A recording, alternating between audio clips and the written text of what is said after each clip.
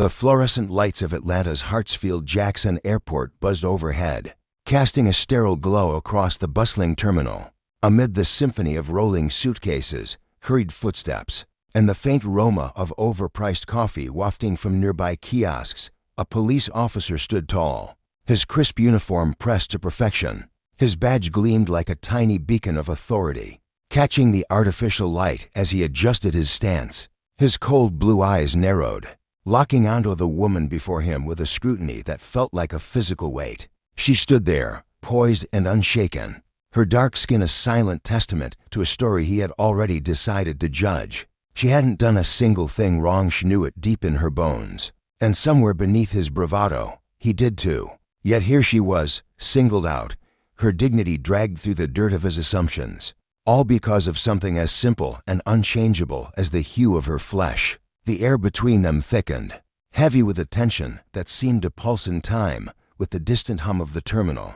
It was the kind of moment that carried echoes countless other instances like this one, stretching back through time, a relentless cycle of injustice that played out in airports, on street corners, in quiet neighborhoods, each repetition fueled by the same arrogance, the same abuse of power, the same refusal to see beyond the surface. It was a cycle that would keep spinning unless Samiani and you found the courage to jam a wrench into its gears, unless justice, that elusive force, rose up to meet it head-on and refused to back down. "Ma'am, step aside," the officer barked, his voice slicing through the ambient noise like a blade. It carried the sharp, unwavering edge of a man who'd spoken those words too many times before, a man who'd grown comfortable in the shadow of his own unchecked authority.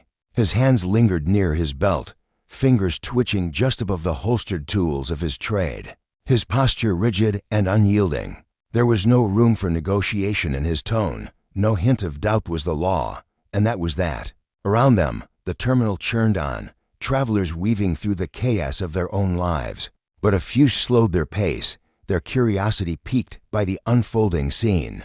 The woman didn't flinch, her pulse thrummed steady beneath her skin, a quiet rhythm she'd trained herself to maintain no matter the storm. She was no stranger to men like himpity tyrants cloaked in uniforms, wielding their authority like a club, convinced their power made them untouchable. She'd seen their kind her whole life, felt the sting of their disdain, endured the way they twisted their privilege into a weapon.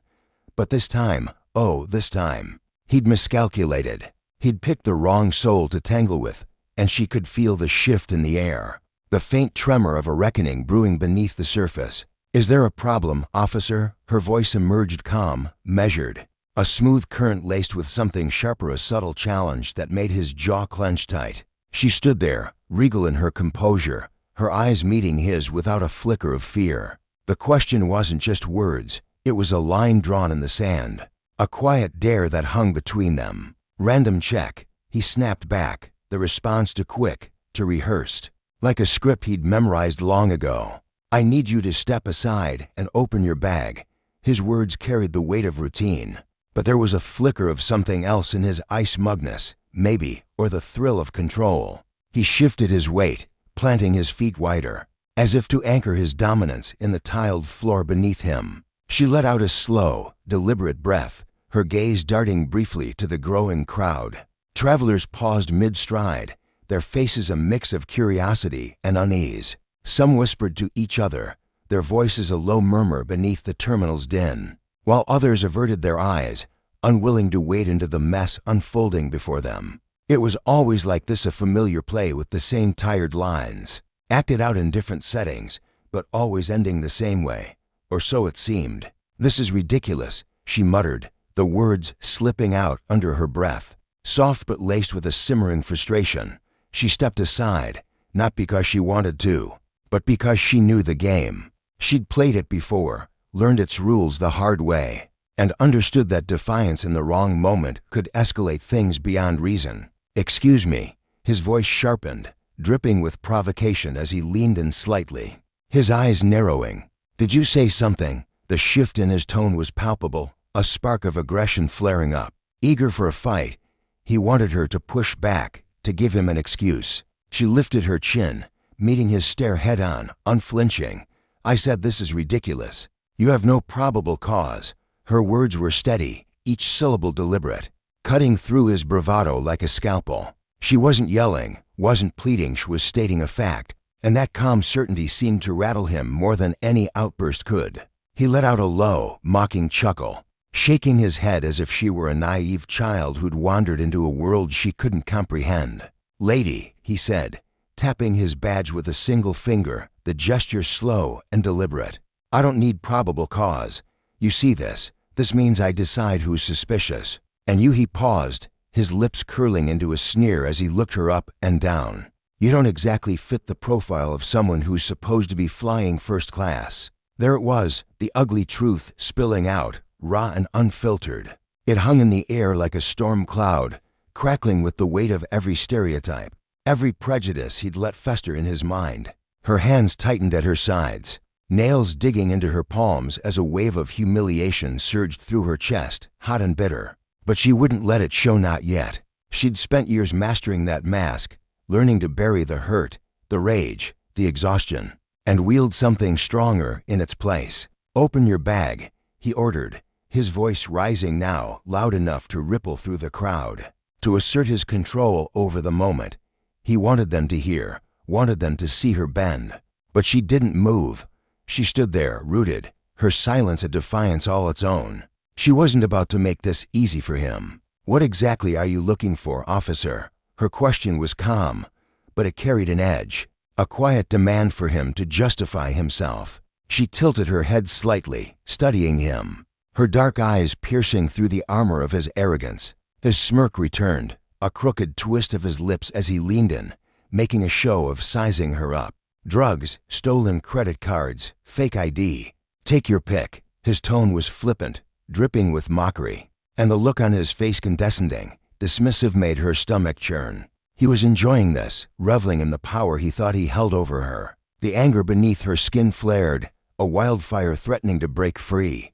But she drew a sharp breath, forcing it back down. She'd learned long ago how men like him operated.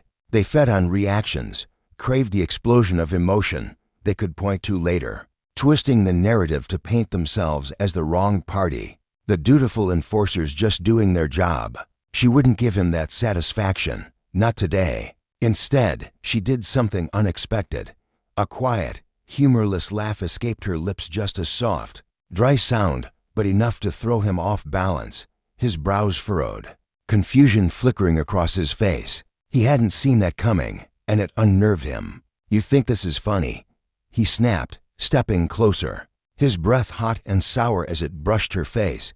His voice was louder now, edged with irritation, his control slipping just a fraction. She tilted her head, her gaze steady as she took him in, every line of his face, every twitch of his expression, every detail of the man who'd just stumbled into a trap of his own making. "Oh," she said, her voice low and deliberate, carrying a weight that sent a shiver through the onlookers. "You have no idea." And then, with the casual grace of someone reaching for a wallet, she slipped her hand into her bag. The officer tensed, his hand twitching toward his belt, but she moved slowly, deliberately, pulling out a small leather case.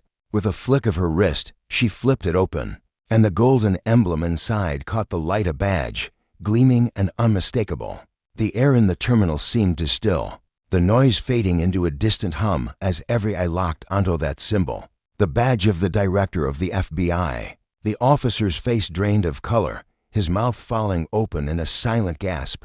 For a long, agonizing moment, he stood frozen, his mind racing to catch up with the reality crashing down around him. The crowd's whispers grew into a murmur, phones lifting to capture the scene, eyes widening with the dawning realization of what they were witnessing. His worldless illusions of power, his unshakable confidence crumbled in an instant, reduced to dust by a single, devastating twist. She let the silence stretch, let him marinate in the wreckage of his mistake. The weight of her presence grew, filling the space, a quiet storm of authority that needed no shouting, no grand gestures. Then, finally, she leaned in, her voice dropping to a whisper that carried more force than a shout ever could. "Now, officer," she said, each word dripping with a savoring precision that made his hands tremble at his sides. "Would you like to explain to the director of the FBI exactly why you decided to single me out?" His throat bobbed as he swallowed hard, the color gone from his face, his bravado extinguished like a candle in a gale. For the first time in his career, he felt it, fear, raw and unfiltered, clawing at his chest. He'd spent years hiding behind that badge, using it as a shield and a sword, never imagining it could turn against him. But this wasn't just a reprimand. This was justice, standing before him in the flesh, unrelenting and undeniable. The crowd pressed closer, their murmurs swelling into a chorus of shock and vindication. A young woman near the edge, her phone trembling in her hands as she recorded, felt a surge of pride she couldn't name a black woman herself. She'd seen scenes like this too many times, felt the same sting of judgment. Now, watching this unfold, she stood a little taller. An older man nearby, a janitor pausing mid-sweep, shook his head with a quiet, knowing smile. Had seen power abused, but he'd also seen it toppled, and this moment tasted sweet. For the officer, the consequences were only beginning. His career, his reputation, the fragile ego he'd built on a foundation of intimidation that teetered on the edge of ruin. He'd mistaken his authority for invincibility, but justice doesn't bend to arrogance. It waits, patient and unyielding, until the scales tip back into balance. And for the woman Naomi Carter, though he didn't know her name yet, it was a reminder of why she'd fought so hard to reach where she was, not just for herself, but for every soul who'd stood where she stood now, humiliated and unheard. This wasn't just her victory, it was theirs too. The airport hummed on, oblivious to the seismic shift in that small corner of its chaos. But for those who saw, who felt it, the lesson lingered.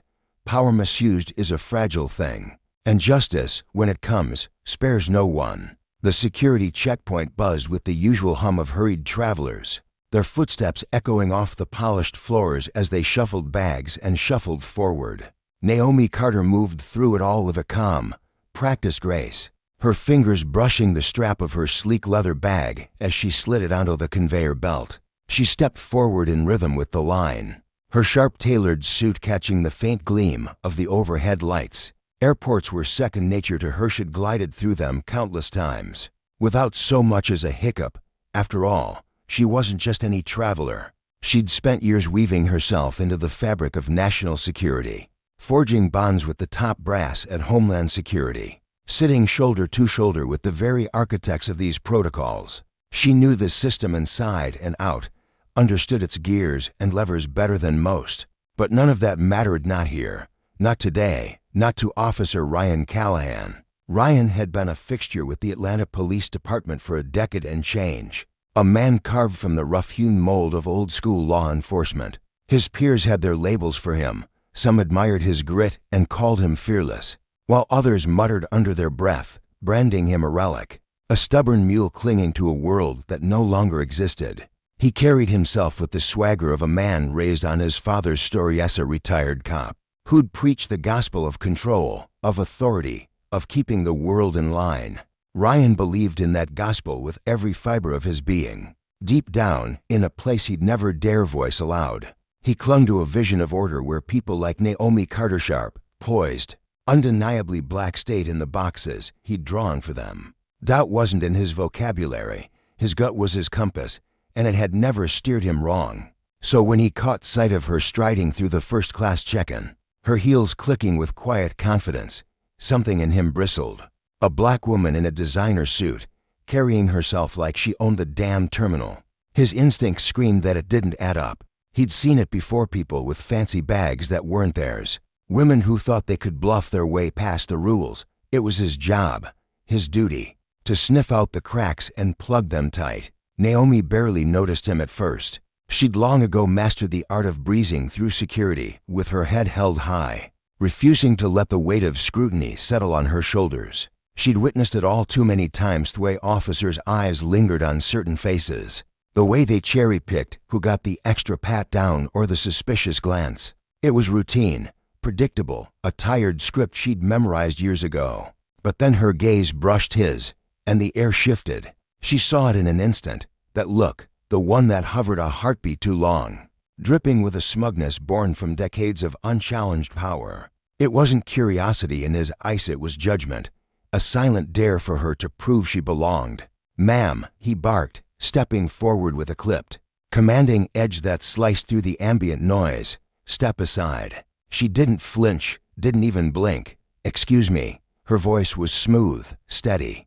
A quiet challenge wrapped in civility. Ryan's lips twitched, a flicker of satisfaction dancing there. "Random security check," he declared, already gesturing her out of line with a hand that brooked no argument. His tone carried the weight of finality, as if the decision was etched in stone. Around her, the world's slowed hum of the crowd dulled, and she felt the prickling heat of dozens of eyes boring into her. She'd faced down worse, stared into the eyes of terrorists across negotiating tables, unraveled webs of corruption in smoke-filled rooms, held secrets that could topple nations. But this moment, with its petty, ugly simplicity, sent a chill racing through her veins. It wasn't about safety or protocol. It was about power raw, unearned, and wielded like a club. The same power she'd spent her life dismantling, brick by brick. She drew a slow breath, grounding herself against the storm brewing in her chest. "I don't believe I was randomly selected," she said, her words measured, each syllable a deliberate step on thin ice. "Would you like to explain why I'm being pulled aside?" Ryan's smirk widened, barely veiled now, a glint of triumph in his eyes. "You can cooperate, or you can make this difficult for yourself." Her jaw tightened, a faint pulse of anger thrumming beneath her skin. "I wasn't aware questioning an officer was considered difficult." His gaze raked over her, slow and deliberate, from the polished tips of her shoes to the crisp lines of her suit. "You don't exactly fit the profile of someone traveling like this," he said, his voice dripping with insinuation. "Unless, of course, you've got a reason for flying first class. Something you'd like to share?" The words landed like a backhand, sharp and stinging, but Naomi didn't waver. She'd heard this tune before, different voices, same lyrics, each note designed to chip away at her, to reduce her to something small and manageable. He wanted a reaction, craved the spark of defiance that would justify his next move. Instead, she stepped closer, closing the gap between them until the space crackled with tension. Her voice dropped low, a velvet blade meant for his ears alone. "I suggest you choose your next words very carefully, Officer Callahan." He chuckled, a rough, grating sound that scraped the air. "Oh, we've got a feisty one." Her fingers curled into fists, nails biting into her palms as she wrestled the fury clawing up her throat. She'd spent a lifetime taming that fire, channeling it into something precise, something unstoppable. But Ryan wasn't finished. "Open your bag," he ordered, his voice booming now, a king issuing a decree. The terminal fell silent, a hush so thick it pressed against her eardrums. Eyes turned travelers pausing mid-stride, their curiosity morphing into a collective held breath. A mother tightened her grip on her daughter's hand, her brow creasing with unease. A businessman glanced up from his watch, irritation flickering across his face. A teenager angled his phone, the lens catching the scene like a vulture circling carrion. They all waited, spectators to a drama they didn't fully understand. Naomi exhaled, slow and deliberate, her breath a quiet rebellion against the chaos threatening to swallow her. With a calm that seemed to chill the air itself, she reached into her bag. Ryan stiffened, his hand twitching toward his holster, muscles coiled like a spring. But what emerged wasn't a passport or a ticket, it was a small black leather case, its surface worn from years of quiet service. She flipped it open with a flick of her wrist, and the golden emblem inside flared under the fluorescent lights. A beacon that shattered the world he'd built around himself. A badge, the one that towered over every soul in that sprawling terminality mark of the director of the FBI. Ryan's face collapsed, color leaching from his skin as if someone had pulled a plug. His mouth gaped, a silent gasp trapped in his throat, and the smug grin that had defined him moments ago vanished like smoke in the wind. His eyes darted frantically between the badge and her face, hunting for an escape, a lifeline, anything to claw back the authority slipping through his fingers. But there was nothing. His shoulders, once broad and unyielding, sagged under the weight of his misstep. His hands, restless and eager for control, clenched uselessly at his sides. The crowd's murmur swelled, a rising tide of whispers and gasps as realization rippled through them. The mother's grip on her child loosened, her eyes widening with a mix of awe and disbelief. The businessman's frown deepened, his irritation giving way to grudging respect. The teenager's phone dipped slightly, his bravado faltering as the gravity of the moment sank in. Naomi watched it all unfold, her expression an unreadable mask, though inside a quiet triumph simmered. She let the silence stretch, a taut wire humming with the weight of his unraveling. Then, with a voice sharp enough to cut glass, she leaned in close. "Officer," she murmured, each word a deliberate strike. "Would you like to tell the director of the FBI why exactly you decided to single me out?" His world tilted, and he knew it. The suffocating stillness that followed wrapped around them like a noose, thick with the unspoken promise of consequences yet to come. She stood motionless, the badge still gleaming in her hand, its light reflecting off the polished floor. Inside, the slow burn of indignation settled deep, a familiar ache she'd carried since childhood. She'd spent years honing her restraint, learning to wield silence as a weapon sharper than any shout. And now, as Ryan Callahan crumbled before her, she saw the lesson etched in his wide, panicked eyes. Justice wasn't loud or flashy, it was patient, relentless, and inevitable. Power, when abused, didn't just falter, it turned to dust, leaving only the hollow shell of a man who'd once thought himself untouchable. The air in the bustling airport terminal hummed with a restless energy, a cacophony of hurried footsteps, muffled announcements, and the low buzz of countless conversations. Amid this chaos stood Naomi Carter, her posture a portrait of unshaken calm, her shoulders squared and her chin lifted just enough to exude quiet authority. She was a woman who knew the power of stillness, and she wielded it now like a finely honed weapon. Before her, Officer Ryan Callahan teetered on the edge of ruin, his once imposing frame diminished by the weight of his unraveling world. His uniform, crisp and authoritative just hours ago, now seemed to hang on him like a poorly tailored disguise, unable to mask the tremor in his hands or the sheen of sweat glistening on his brow. Around them, the scene unfolded like a theater of judgment. Smartphones gleamed in the hands of onlookers, their lenses capturing every faltering move Ryan made, every flicker of unease that crossed his face. Whispers rippled through the crowd, soft but insistent, a chorus of speculation that Naomi could feel as keenly as the cool tile beneath her feet. She didn't need to hear the words to understand their meaning.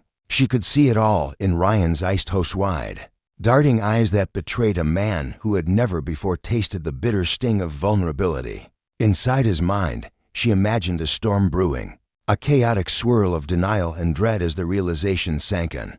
This was no mere misstep.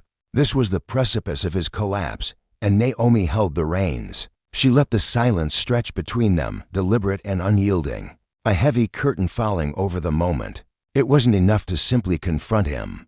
She wanted him to feel the full gravity of his choices pressing down on him, a relentless force that squeezed the air from his lungs and left him gasping in the wreckage of his own arrogance. For years, Ryan Callahan had walked through life untouchable, cloaked in the armor of his badge, never once pausing to consider the shadow he cast over others. Accountability had been a foreign concept, a distant specter he dismissed with a smirk until now. Now it loomed over him, unescapable, a tidal wave crashing against the fragile walls of his pride. Naomi savored the tension, her breath slow and measured as she watched him squirm. She could see the cracks forming, his jaw tightening until it seemed it might shatter, his fingers twitching as if grasping for some invisible lifeline, his throat working to swallow the rising tide of panic that threatened to choke him. When she finally spoke, her voice cut through the stillness like a blade honed to perfection, low and precise, carrying an edge that seemed to slice the very air between them. "You've made a serious mistake, Officer Callahan," she said. The words deceptively simple, yet laden with a weight that pinned him in place. Ryan flinched, a subtle twitch that might have gone unnoticed by anyone less observant than Naomi. But she saw it outweigh his composure fractured, the way his confidence bled out in tiny, desperate gasps. He opened his mouth, lips parting as if to summon some defense, some shred of the authority he'd once wielded so effortlessly. Nothing came. His voice, once a booming instrument of command, faltered into a stammering wreck. "I was just following protocol," he managed, the words stumbling over each other like a man tripping down a darkened stairwell. Naomi tilted her head, a slow, deliberate motion that carried the weight of a predator sizing up its prey. Her eyes narrowed slightly, dissecting him with surgical precision, peeling back the layers of his excuse to reveal the hollow core beneath. "Protocol?" she echoed, her tone laced with a quiet amusement that held no trace of humor. "Tell me, officer, which part of protocol demands that a woman traveling alone first-class ticket in hand? No alarms raised, no suspicious behavior dragged aside for an invasive search." Her words hung in the air, sharp and unyielding,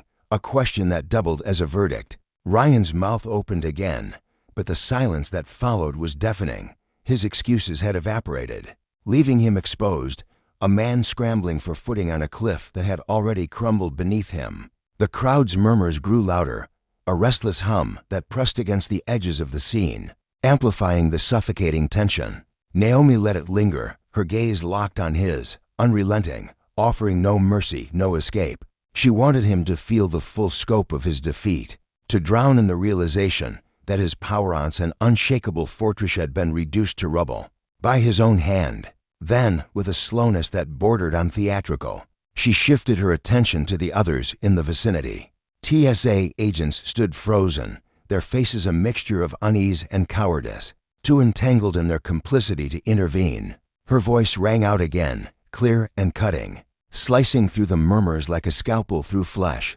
"Is there a problem here?" she asked, her tone a challenge wrapped in calm. The lead agent, a weary man with weary eyes and a nervous tic, shook his head so vigorously it bordered on pitiful. "No, ma'am," he muttered, his voice barely audible, his authority dissolving under the weight of her stare. Naomi acknowledged him with a slow nod, a gesture that dismissed him as effortlessly as one might swat a fly. Then her eyes returned to Ryan, and in that fleeting moment, he understood the truth that had eluded him for so long.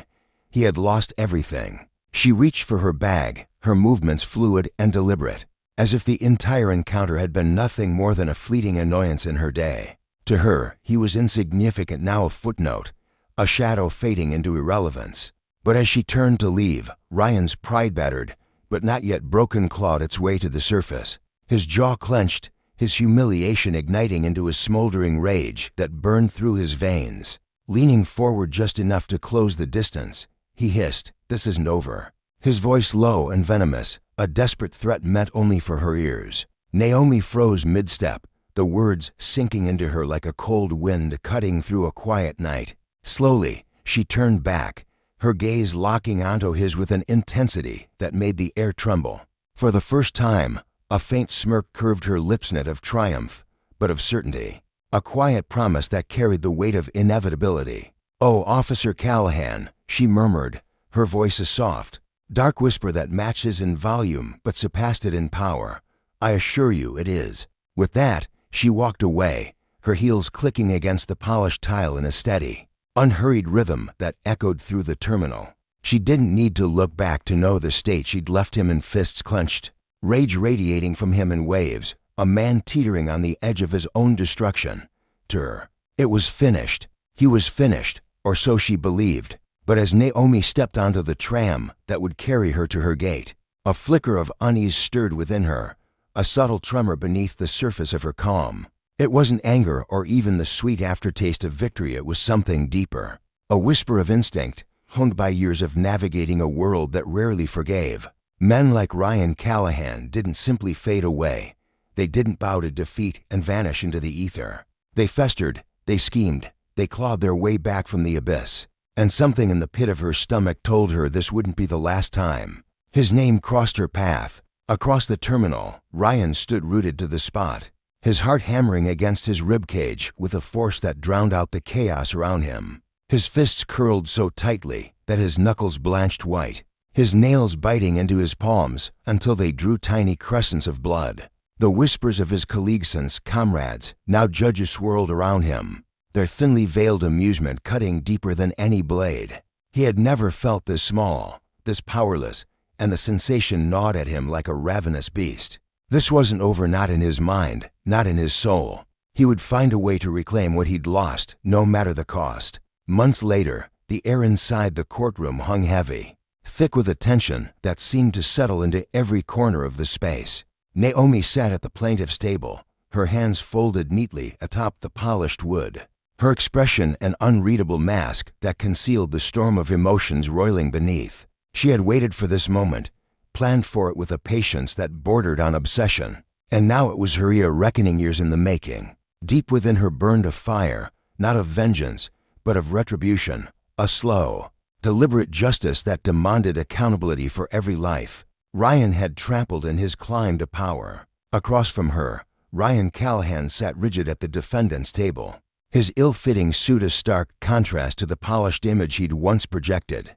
The fabric seemed to chafe against him, a physical manifestation of his discomfort, his alienation from the man he'd been. His jaw was locked tight, his eyes cold and restless, searching the room for some crack in the wall of evidence closing in around him. The bravado that had defined him was gone, replaced by a brittle shell of resentment and fear. He didn't belong here, not in his mind, not in a place where he was forced to answer for the sins he'd buried beneath layers of authority. For years, he'd ensured others bore the weight of judgment. Now, the scales had tipped against him. The courtroom buzzed with hushed-voiced reporters scribbling furiously, spectators leaning forward in their seats, officials exchanging knowing glances. Ryan Callahan's fall had become a spectacle, a high-ranking officer undone by his own corruption. His name splashed across headlines after the airport footage went viral. But this trial was more than that single moment of hubris. It was the culmination of a pattern, a tapestry of abuses Naomi had painstakingly unraveled. She had made sure the world saw him for what he truly was. The prosecutor's voice sliced through the murmur, steady and unyielding. "Officer Callahan," he began, each syllable deliberate, "let's review the details once more." Ryan's grip tightened on the table's edge, his knuckles whitening as he fought to steady himself. "I've already answered this," he snapped, his voice strained, exhaustion threading through the defiance. The prosecutor didn't flinch. "Then it shouldn't be difficult to repeat. Why did you stop Miss Carter at the airport that day?" A heavy silence descended, stretching taut between them. Ryan's gaze flicked to Naomi for a fleeting second, and she caught the panic flashing in his eyes, the frantic scramble of a man grasping for a lie that wouldn't collapse under its own weight. He exhaled sharply, the sound ragged and forced. "It was a routine stop," he said, the words hollow, a flimsy shield against the truth. Naomi's lips twitched, the faintest hint of a smile that held no warmth. She knew the lesson here went beyond her victory or his defeat. It was about justice raw, unyielding, and patient expensing the rot that festers when power is wielded without restraint. And as Ryan floundered, she felt the weight of that lesson settle into her bones, a reminder that the consequences of such arrogance could never be outrun. In the dimly lit courtroom, the air hung heavy with anticipation as the prosecutor arched an eyebrow, his gaze piercing through the tense silence.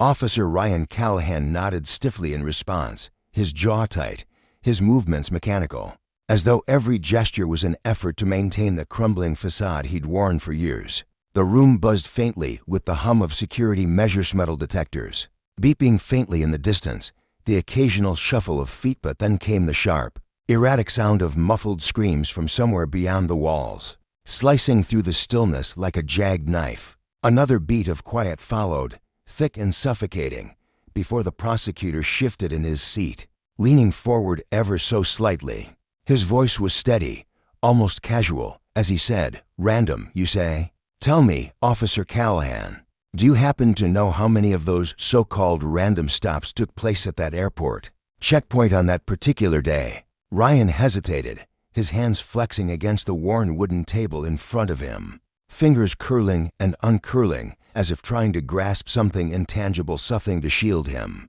from what he knew was coming. His mind raced, a chaotic swirl of half-formed excuses and fleeting memories of that day. But the truth loomed too large to ignore. "I don't recall," he muttered, his voice low and strained, the words tasting bitter as they left his mouth. The prosecutor didn't flinch. With a slow, deliberate motion, he flipped through the crisp pages of his notes, the sound of paper rustling amplified in the hushed room, before lifting his eyes to meet Ryan's again. "Well, I do," he said, his tone sharpening like a blade being honed. "Out of the hundreds of passengers who passed through that checkpoint, Only 3 were pulled aside for additional screening, and all 3, black women. Not a single white passenger faced the same scrutiny. A murmur rippled through the courtroom, soft at first, then swelling like a wave crashing against the shore. Ryan shifted uncomfortably in his chair, the wooden seat creaking under his weight. His fingers tightened into fists, knuckles whitening as he pressed them against his palms, the sting of his nails digging into his skin, grounding him against the rising tide of panic. The prosecutor paused, letting the weight of his words settle into the room, giving them space to breathe and fester before he struck again. "Tell me, Officer Callahan," he continued, his voice now laced with a quiet menace. "Was that just another coincidence?" Ryan's throat bobbed as he swallowed hard, the dry click audible in the stillness. "I don't make the rules," he stammered, his voice cracking under the strain. "I was following standard procedures." The prosecutor cut him off, his interruption swift and merciless. "Because according to the internal reports, the protocol for random screenings demands a selection process free from bias. And yet, there's a clear, unmistakable pattern in your stops. Would you like me to read off the list of names from your so-called random screenings?" Over the past 6 months, Ryan's mouth clamped shut, his lips pressing into a thin, bloodless line. His face, already pale, seemed to drain of what little color remained, leaving him ghostly under the harsh fluorescent lights. He knew that list intimately, every name, every face. Every moment he'd wielded his authority like a weapon, convinced he was untouchable. Now, those names were a noose tightening around his neck. Across the room, Naomi Carter sat motionless, her posture rigid yet serene, her dark eyes fixed on Ryan as he unraveled. She could see the threads of his composure fraying, each word from the prosecutor pulling them apart stitch by stitch. She felt no need to move, no urge to gloat. Her stillness was her power. She watched him suffocate under the weight of his own deeds. A man who'd spent his life cloaked in the arrogance of invincibility, now stripped bare before the world. The prosecutor leaned back in his chair, giving the room a moment to inhale, the tension so thick it pressed against the walls.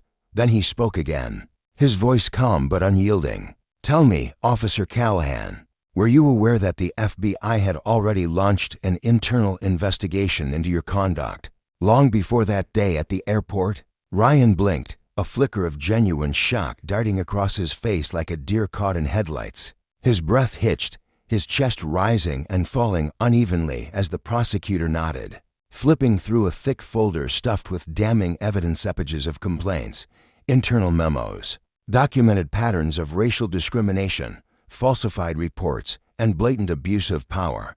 "Yes," the prosecutor said, his tone almost conversational. "We'd been compiling evidence for months. That airport footage, it wasn't the beginning. It was the tipping point, final piece in a long, incriminating puzzle." Ryan's breathing quickened, shallow and ragged, his fingers clenching and unclenching in a frantic rhythm, as his mind scrambled to process the revelation. He'd thought he'd been caught for a single misstep, a momentary lapse he could explain away. He hadn't realized they'd been watching him for months, building a cage around him brick by brick. Naomi observed him in real time, her gaze unwavering as he drowned in the flood of his own making. He'd lived his life believing the system was his shield, an impenetrable fortress that would always bend to protect him. Now, that same system had turned its gears against him, grinding him down with cold, relentless precision. The prosecutor let the silence stretch, heavy and oppressive, before delivering the final blow. "Officer Callahan, in light of the overwhelming evidence, do you deny that your actions were racially motivated?" Ryan's chest heaved, his breaths coming in sharp, uneven bursts. His face twisted, pride warring with fear, a storm of emotions raging behind his eyes. He wanted to deny it, to lash out, to claw his way back to the power he'd once held so effortlessly. But there was no escape. The room waited, the cameras rolled, and for the first time in his life, Ryan Callahan was cornered. The silence stretched on, taut and unbearable, until his lips finally parted. His voice emerged hoarse, broken, barely above a whisper. Didn't he stopped, his throat constricting, the words choking in his chest. He couldn't finish, but it didn't matter. His silence roared louder than any defense he might have mustered, echoing through the courtroom with damning clarity. Everyone knew Ryan Callahan was done. And Naomi Carter, she had won. The air in the courtroom grew stifling, thick with the weight of Ryan's collapse. It pressed down on the spectators, sinking into their bones, seeping into the jury who sat frozen in their seats, their faces shifting from detached curiosity to raw, visceral understanding. They weren't just witnesses anymore. They were participants, feeling the sting of his humiliation, the cold grip of his fear, the slow, agonizing unraveling of a man who'd built his life on the illusion of control.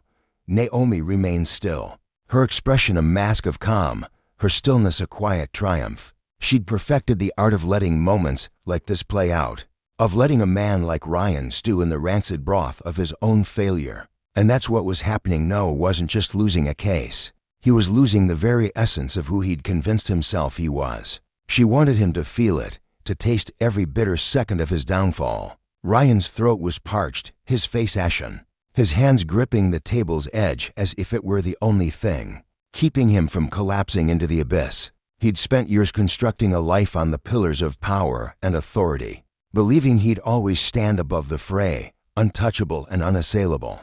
Now, that foundation had crumbled, leaving him exposed, vulnerable, powerless.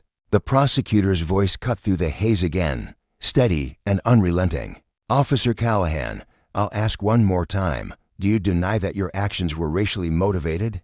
Ryan sucked in a sharp breath, his nostrils flaring, his body trembling with a volatile mix of rage, panic, and a deeper, uglier emotion twisted with resentment. He wanted to scream, to rewrite the story, to seize back the narrative that had slipped through his fingers. But no words came. The silence stretched, heavy and suffocating, until it was clear he had no answer to give. The prosecutor let it linger, then turned to the judge. "Your Honor, given the defendant's refusal to respond and the overwhelming evidence presented today, the prosecution rests its case." The judge nodded, his face a stoic mask, his voice firm and final. "Very well, the jury will now deliberate." Naomi didn't watch as the jury filed out, their footsteps muffled against the polished floor. She didn't flinch when the gavel struck, its sharp crack reverberating through the room. Nor did she join in the collective sigh that followed as the proceedings paused. Her eyes remained forward, her composure unshaken. This wasn't over, not yet. Ryan knew it too. As the bailiff motioned for him to rise, his breathing was uneven, his body seeming to shrink under the weight of his choices. Yet even in defeat, a flicker of defiance burned in the tightness of his jaw. In the way his eyes darted toward her, he turned his head slowly, deliberately, his voice a low, rasping growl. "You think you won?" Naomi didn't react immediately. She let his words hang in the air, let their absurdity settle into the space between them. Then, with a measured turn of her head, her eyes locked onto his, sharp and unyielding. "You still don't get it, do you?" Her voice was soft, deliberate, but it cut through the room like a blade. This was never about winning. Ryan's nostrils flared, his shoulders tensing. Then what the hell was it about?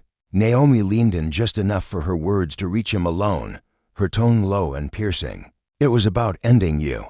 His breath caught, a flicker of fear flashing across his face before he masked it with anger. "This whole thing, trial, the cameras, the spectacle, it's all just politics," he spat, his voice dripping with venom. "You think they care? You think you changed anything?" He shook his head, a bitter laugh escaping his lips. Naomi didn't flinch. She held his gaze, letting the truth of her victory and his defeat sink in. This wasn't about politics or fleeting headlines. It was about justice, about the consequences of wielding power without accountability. Ryan had spent his life believing he could bend the world to his will, that the system would always prop him up.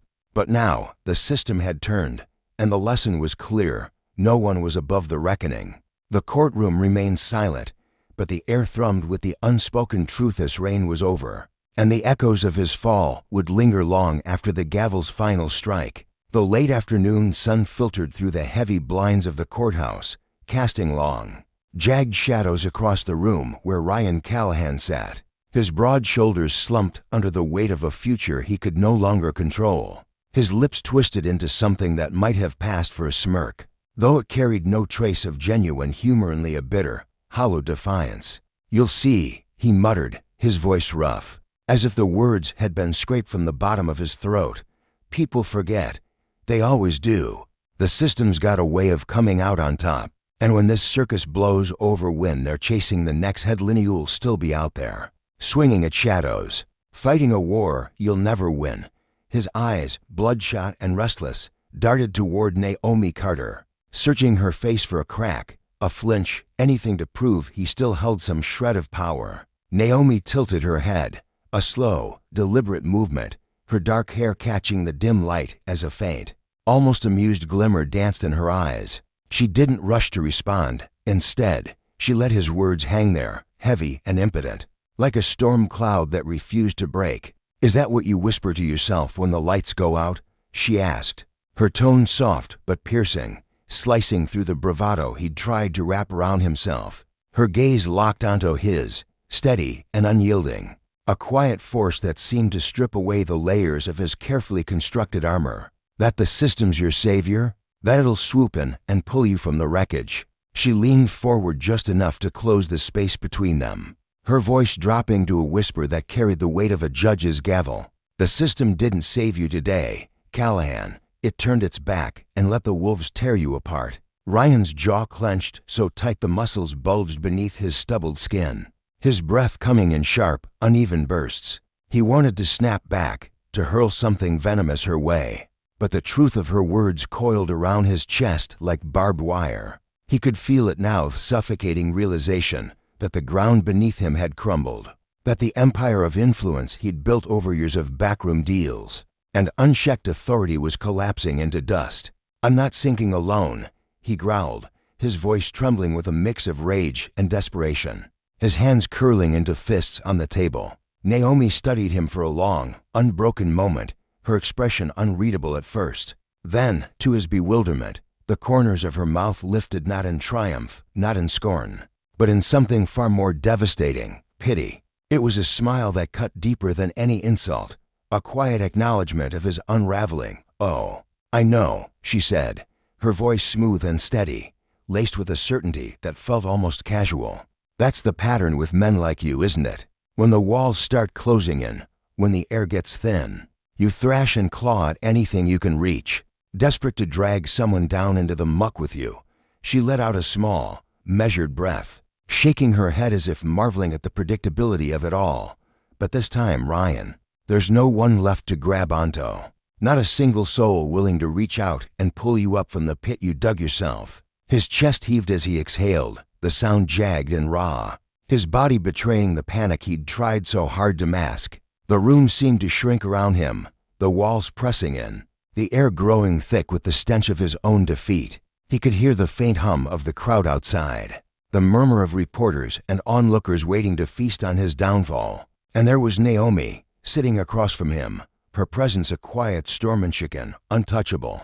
As the bailiff stepped forward, a hulking figure in a crisp uniform, and gestured for him to stand, Ryan's legs faltered. He stumbled slightly, his polished shoes scuffing against the floor, his body resisting the pull of inevitability. The cameras outside erupted in a frenzy of flashes, their relentless clicks echoing like gunfire as he was led through the heavy doors. Naomi didn't move, didn't flinch. She simply watched him go, her silence louder than any parting words could have been. He'd written this story himself, every twisted chapter of it, and she'd merely held the mirror up long enough for him to see it play out. The gavel's sharp echo had faded hours ago, but the courtroom still thrummed with the ghost of what had transpired. The rows of wooden benches, once packed with spectators craning their necks for a glimpse of justice, now stood empty, their polished surfaces reflecting the faint glow of the overhead lights. The space felt cavernous, hollowed out, as if the walls themselves had soaked up the tension that had crackled through the air. During the trial, Naomi Carter remained seated at the prosecution's table, her hands resting lightly on its scarred surface, her posture as composed as ever. To an outsider, she was the picture of calm, a woman who just toppled a giant without breaking a sweat. But beneath that stillness, a tempest churned, not of victory or rage, but of something more tangled, more human. Justice had been served, yes, the evidence had been ironclad, the verdict resounding, the consequences absolute. Ryan Callahan, once a towering figure in the precinct, had been found guilty on a litany of charges: racial profiling, abuse of power, falsifying reports. Soon, he'd face a sentencing that would strip away the badge he'd wielded like a scepter. The life he'd taken for granted, the system that had shielded him for so long had, in a poetic twist, turned on him, devouring him whole. Yet as Naomi sat there, the silence pressing against her ears, a question gnawed at the edges of her mind, quiet but insistent. Was this enough? She'd fought battles like this before too many to count. She'd stood before sneering politicians who masked their disdain with thin smiles, unraveled webs of corruption so vast they seemed to stretch into the horizon, faced down threats that lingered in the shadows long after the courtroom lights dimmed. Each time, she'd asked herself the same thing: does this change anything, really? Or was Callahan just another name scratched onto a list of fallen men? While the machineth's sprawling, unfeeling system kept grinding on, untouched and unbothered, across the room, the prosecution team shuffled their papers, their voices low and tinged with the satisfaction of a hard-won fight. They exchanged nods and murmured congratulations, their relief palpable after months of sleepless nights and endless preparation. Naomi knew she should feel it too, that swell of pride, that rush of closure. She'd wanted this, needed it even.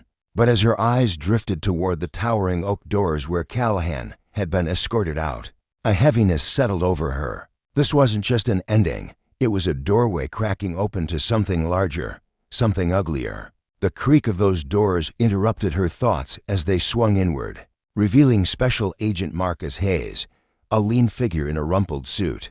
His footsteps deliberate but cautious. Marcus was one of the few people she trusted in this relentless line of work, a man who understood the weight of silence, who knew when to let her think. He didn't speak at first, just slid a thick manila folder onto the table with a soft thud, his dark eyes meeting hers briefly before flicking away. His financials, he said finally, his voice low and measured, the kind of tone that carried bad news without fanfare.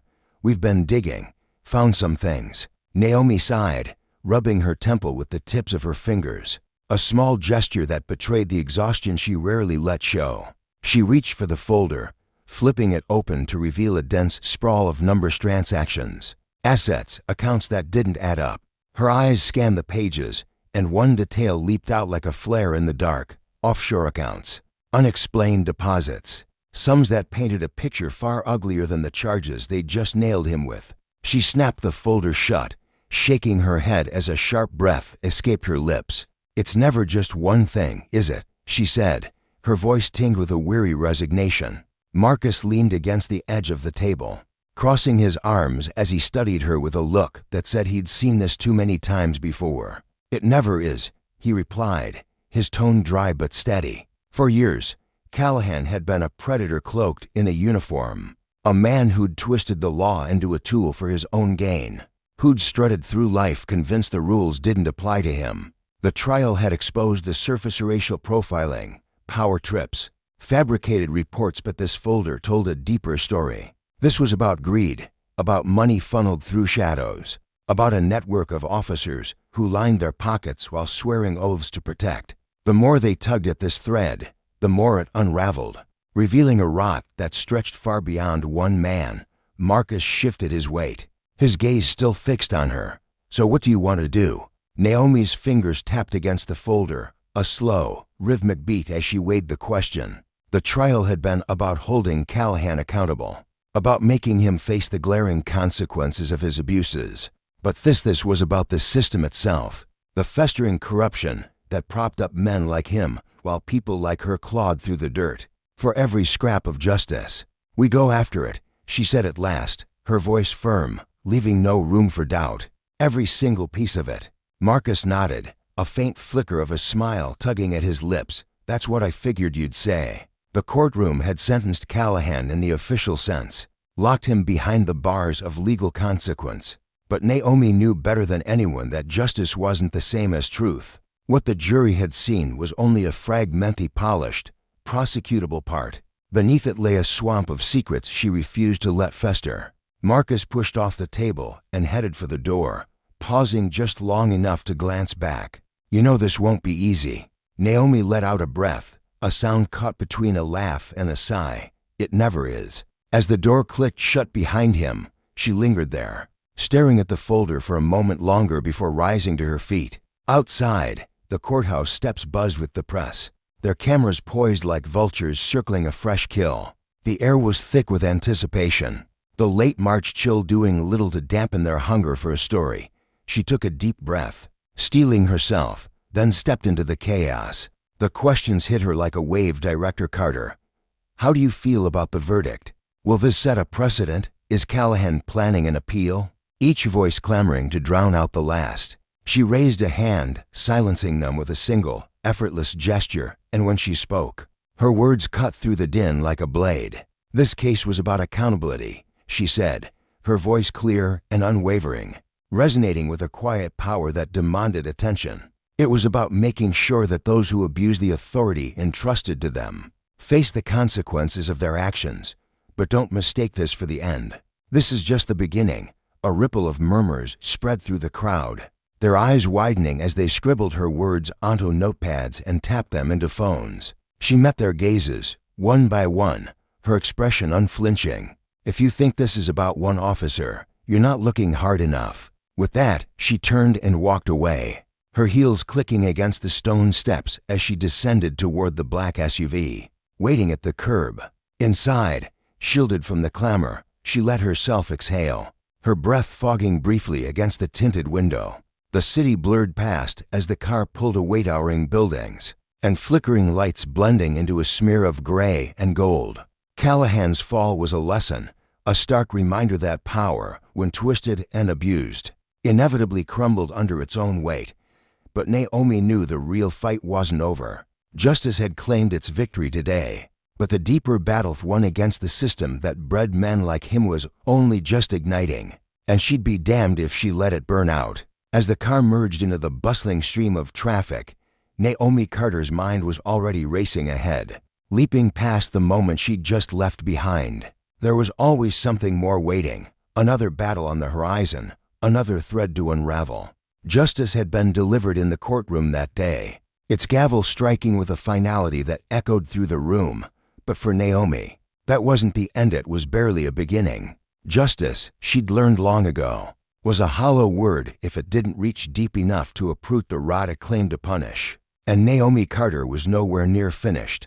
The courthouse loomed around her as she walked, its grand halls stretching out like a labyrinth of cold stone and whispered secrets. Her heels struck the polished marble floor with a rhythmic, resolute click-click-click, each step reverberating through the vast space like a metronome marking time. The air felt thick, almost suffocating, saturated with the weight of what had just transpired within those walls. She could still hear the faint hum of the verdict lingering in the atmosphere, a soundless ripple pressing against the high ceilings and bouncing off the ornate columns. Around her, small clusters of people huddled in the shadows, court clerks, spectators, attorneys murmuring to one another in low, urgent tones. Their voices blended into a soft cacophony of disbelief and awe, as if they were still trying to piece together the enormity of what they'd witnessed. Ryan Callahan had been escorted out only moments ago, his wrists bound by the cold steel of handcuffs, his once imposing figure diminished under the fluorescent lights.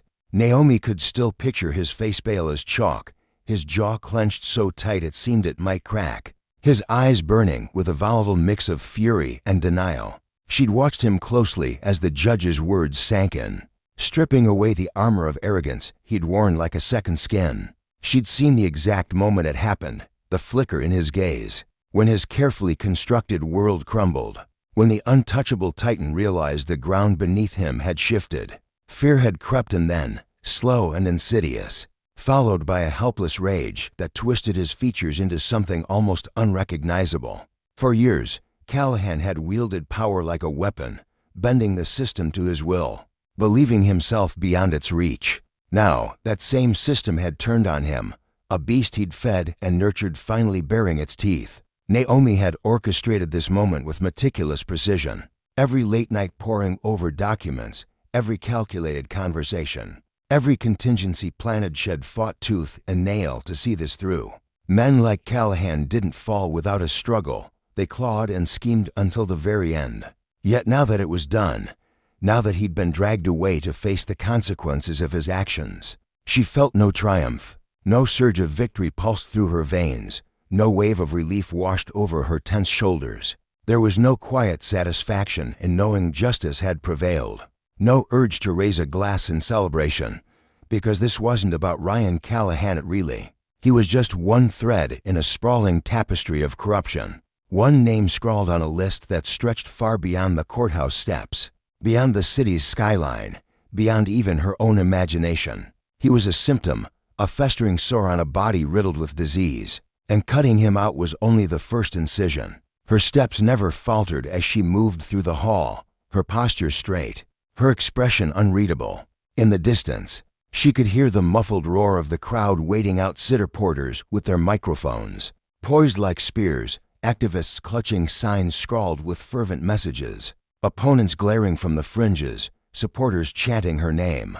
They'd gathered beyond the heavy wooden doors, a restless sea of anticipation, all of them starving for a piece of her statement, a reaction, a glimpse into the mind of the woman who just toppled a giant. But Naomi had no intention of feeding their hunger, not yet. This wasn't a performance for the cameras or a victory lap for the headlines. This was a reckoning, a quiet, deliberate step toward something far greater than any of them could grasp. She was nearly at the exit when a voice sliced through the stillness behind her, sharp and familiar, cutting into her thoughts like a blade. "You really think this changes anything?" Naomi didn't turn immediately. She didn't need to. She knew that voice as well as she knew her own heartbeat. Deputy Chief Alan Monroe, a man who'd spent decades perfecting the art of standing on the sidelines. Monroe was a fixture in the system, a weathered cog in its machinery. His career a careful dance between complicity and plausible deniability. He'd sat in his polished office year after year, hands folded, eyes averted, while men like Callahan ran rampant.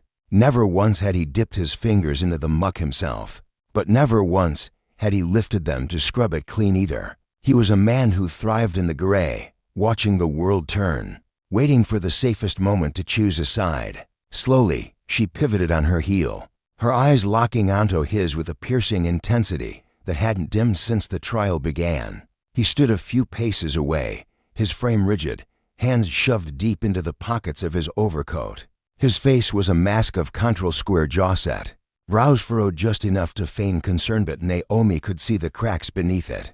The faint twitch at the corner of his mouth, the tightness in his shoulders, the unease flickering in his gray eyes like a storm brewing on the horizon. "Excuse me," she said, her voice steady, but laced with a razor-sharp edge that could slice through the thickest silence. Monroe took a step closer, his expression inscrutable, though Naomi had long ago learned to read the subtle tells of men like him who hid their cowardice behind bravado. "Callahan was reckless," he said, the word dripping from his lips like an accusation meant to simplify everything. "He got sloppy, made mistakes, and now the rest of us have to clean up the mess he left behind." Naomi exhaled slowly, a measured breath that carried the weight of her disdain. She tilted her head slightly, studying him as if he were a specimen under glass. "Is that the story you're telling yourself?" she asked, her tone soft but laced with a quiet venom that made the air between them crackle. "That this is just about one man tripping over his own feet?" She paused, letting the question hang heavy in the space, watching it press against him like a physical force. "Tell me, Monroe, how many complaints crossed your desk before this even made it to trial? How many reports piled up, gathering dust? How many warning signs did you glance at and shrug off because it was easier to turn your head the other way?" His face darkened, shadows pooling in the lines etched across his forehead. For a moment, he didn't answer, his silence a confession in itself. When he finally spoke, his voice was low, tinged with a frustration he couldn't quite mask. "You don't understand how this works," he muttered, shaking his head as if she were a child who'd wandered too far from the path. "You think you scored some grand victory today, that this verdict means the world's suddenly different." He let out a dry, bitter laugh, dragging a hand across his stubbled jaw before meeting her gaze again. "Callahan was expendable, that's what you're missing. The system doesn't care about protecting one man, it protects itself. When someone like him screws up bad enough to become a problem, it cuts him loose, lets him crash and burn, then keeps rolling like nothing happened." Naomi's stare didn't waver, not for a second. Her eyes bore into his, unflinching, unyielding, giving no hint that his words had rattled her, because they hadn't. She saw through him, through the deflection, through the tired script he was reciting. This was his last desperate Plato chip away at her resolve, to sow a seed of doubt that maybe all her effort, all her fight, was for nothing. "You think I don't know that?" she said, her voice dropping to a lethal whisper. "You think I don't see that Callahan was just a pawn in a game that's been rigged for longer than either of us has been alive?" She took a slow, deliberate step forward, closing the distance between them, her presence a quiet storm. "But here's where we differ, Monroe. You've spent your whole life convincing yourself that because the system's bigger than you, it's invincible. I know it's not. It's not some untouchable god, it's a machine, built by people, run by people.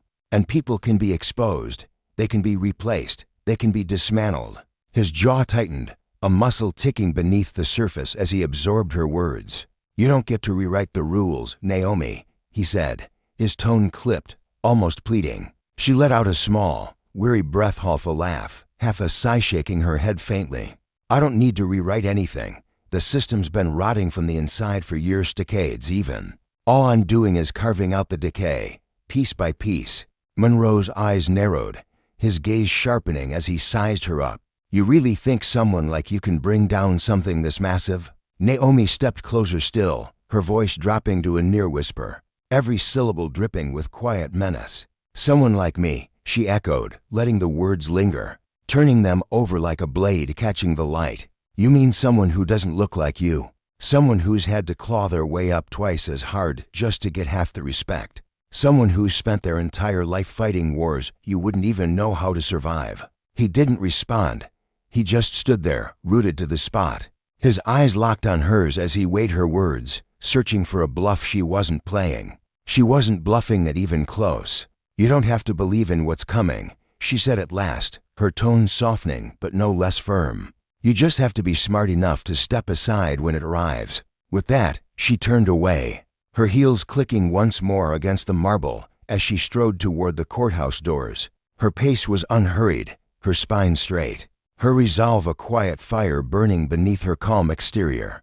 Beyond those doors, she could hear the swell of voices growing louder, reporters jostling for position, cameras clicking like a swarm of insects, activists shouting over one another, critics hurling barbs from the edges. They were all waiting for her, desperate for a soundbite, a spark they could twist into a narrative. She wouldn't give it to them, not yet. This wasn't about the spectacle or the fleeting glow of a headline. This was about justice, and not the shallow kind that stopped at a single verdict, but the deeper, harder kind that demanded accountability, that exposed the consequences of unchecked power, that promised a reckoning for every soul who thought they could outrun it. The doors swung open, and the noise crashed over her like a tidal wave. Flashing lights pierced the fading afternoon sky. Microphones thrust forward like a forest of metal branches, voices overlapping in a frantic chorus. "Director Carter," one reporter shouted above the din, "do you believe this verdict will set a new precedent for cases like this?" Naomi didn't flinch. She didn't slow. She walked forward, her presence a quiet thunder, her eyes fixed on the path ahead.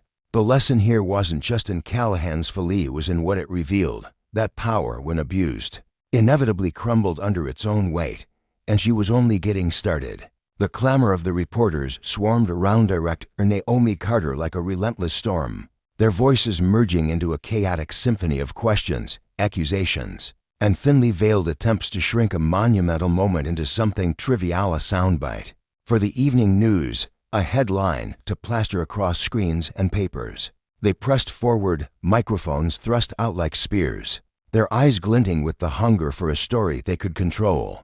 But Naomi wasn't here for their games. She stood tall, her dark coat catching the faint glow of the streetlights, her security detail forming a human wall between her and the onslaught. The air buzzed with tension, thick and electric, as if the city itself held its breath, waiting for her next move.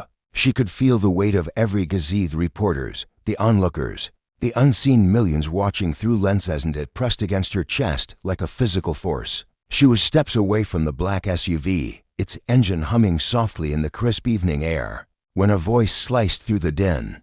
It wasn't the polished tone of a journalist or the mechanical click of a camera shutter. No, this was raw, jagged, carrying an edge that cut deeper than curiosity. It came from the crowd behind the press line, a figure stepping forward into the flickering light of the flashes. "You think this makes you a hero?" The words landed like a thrown gauntlet, halting Naomi mid-stride.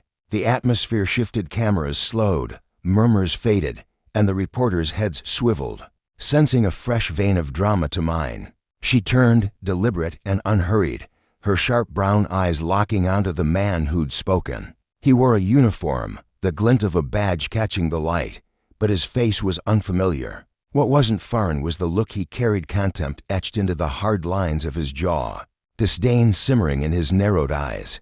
To him, she wasn't a champion of justice but a turncoat, a betrayer of some unspoken code. He took another step, boots scuffing the pavement, hands loose at his sides but radiating a coiled energy. His voice steadied, though it burned with something molten just beneath the surface.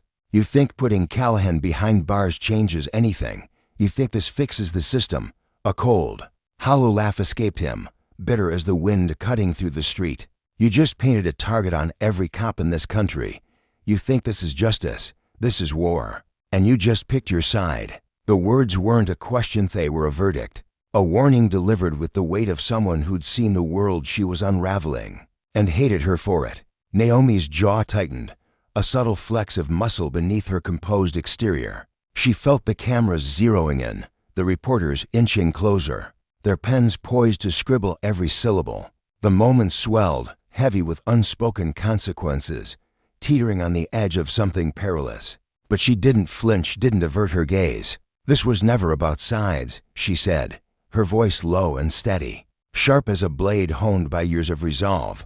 "This was about accountability." The officer's eyes darkened, shadows pooling in the hollows of his face. "You think you can lock one of ours away and walk off like it's nothing?" His breath quickened, hands curling slightly as if resisting the urge to clench into fists. "You just made yourself an enemy, Carter, not just of the people in that courtroom, but of every officer who ever stood behind you. You want to talk justice? Let's talk about the next time you call for backup. Let's talk about the next time you're staring down a barrel. Who's going to show up for you then?" A gasp rippled through the crowd, a sharp inhale from one of her security agents, breaking the stillness. Naomi stood rooted, her posture unshaken. Though her mind churned with the implications of his threat, she tilted her head just slightly, her gaze unwavering. "You finished?" she asked, her tone cool but laced with a quiet challenge. He scoffed, shaking his head as if she were a fool he pitied. "You think this badge means anything to them?" He jerked a thumb toward the cameras, the onlookers, the sprawling city beyond.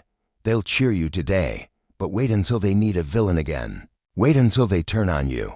You're not one of them, you never will be." Naomi drew a slow, deliberate breath, her fingers flexing at her sides as she let the words settle into her bones. Then she stepped forward just a fraction, just enough for him to feel the gravity of her presence bearing down. "And that's what terrifies you, isn't it?" she murmured, her voice soft but weighted with an unyielding truth.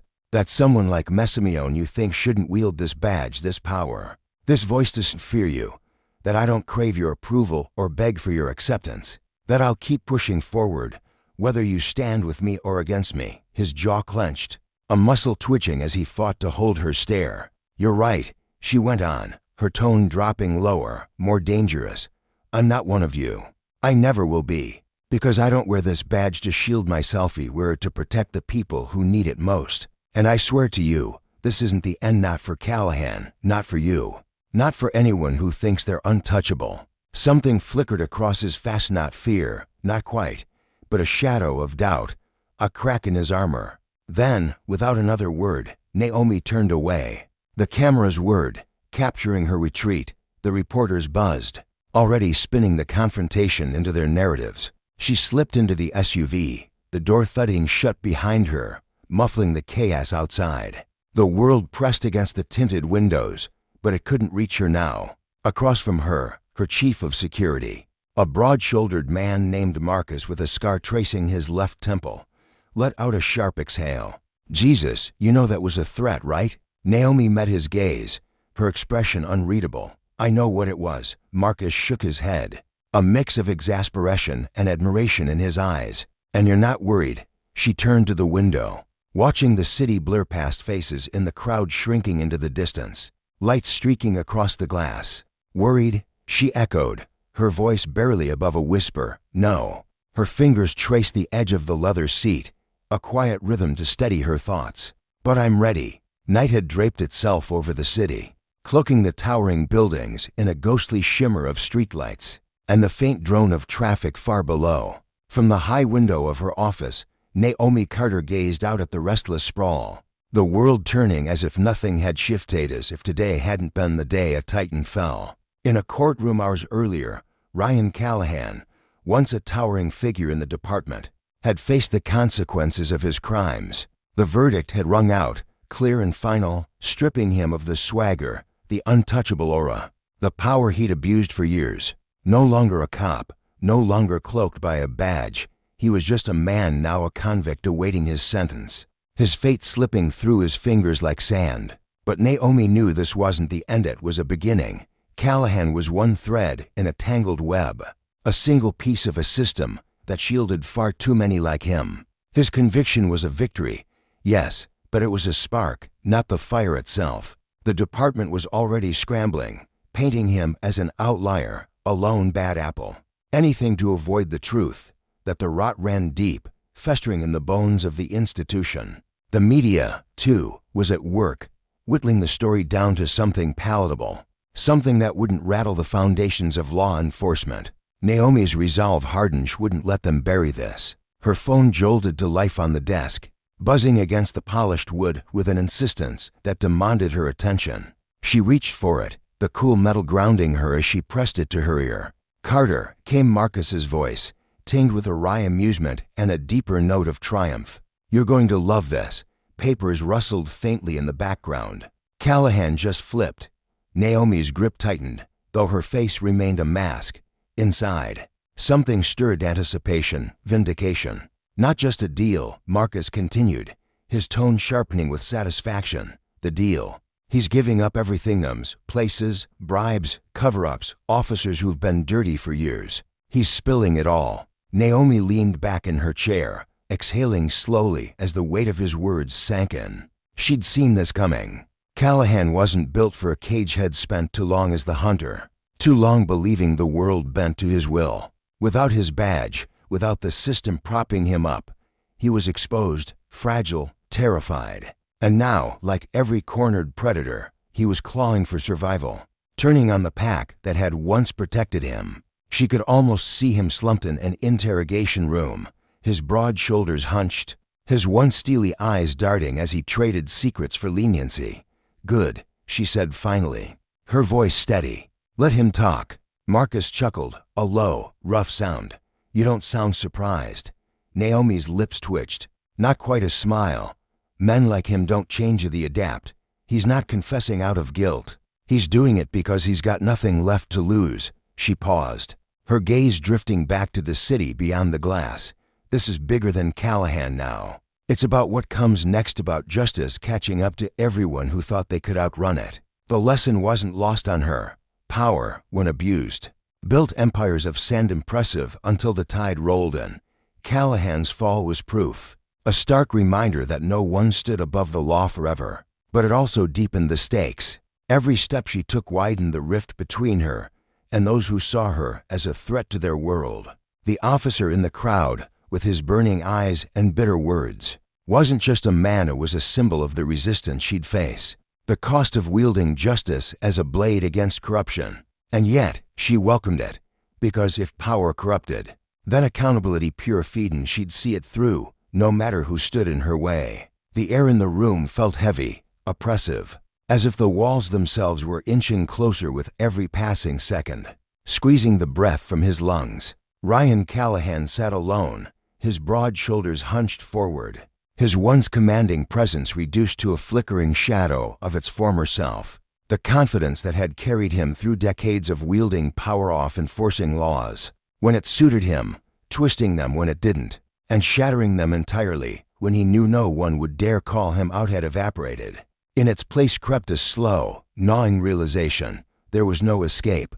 His hands, clenched into fists so tight his knuckles gleamed white, trembled faintly against the cold metal table. The silence was suffocating, broken only by the relentless buzz of the fluorescent lights overhead, a sound that seemed to drill into his skull, amplifying the emptiness where his bravado once thrived. He had spent his life believing he was untouchable, a king in a kingdom of his own making. Power, he'd been taught, was a shield, a fortress built by keeping the right people in line and the wrong ones under his heel. He'd worn his badge like a crown, strutted through precincts with the swagger of a man who knew he could rewrite the rules at will. But now, stripped of that illusion, he was nothing more than a pawn apiece discarded in a game he'd arrogantly assumed he controlled. The officers who once tipped their hats to him in deference now averted their eyes, their footsteps echoing down the hall as they hurried past his cell. His so-called allies, the ones he'd shared drinks and secrets with, had vanished into the ether, scrubbing their hands clean of his name. He was a pariah, a festering wound they couldn't wait to cauterize. Across the city, in a sleek office perched high above the twinkling skyline, Naomi Carter stood motionless, her sharp eyes tracing the endless sea of lights stretching into the night. The view was breathtaking, a testament to the sprawling empire of a city she'd sworn to protect and, if necessary, dismantle. She let the silence linger, thick and deliberate, as her security chief shifted uncomfortably in the leather chair across from her. He was a weary man, all angles and edges, with a voice that carried the gravelly weight of too many years on the job. When he finally spoke, it was with a low, rumbling chuckle that didn't quite mask the tension coiling beneath it.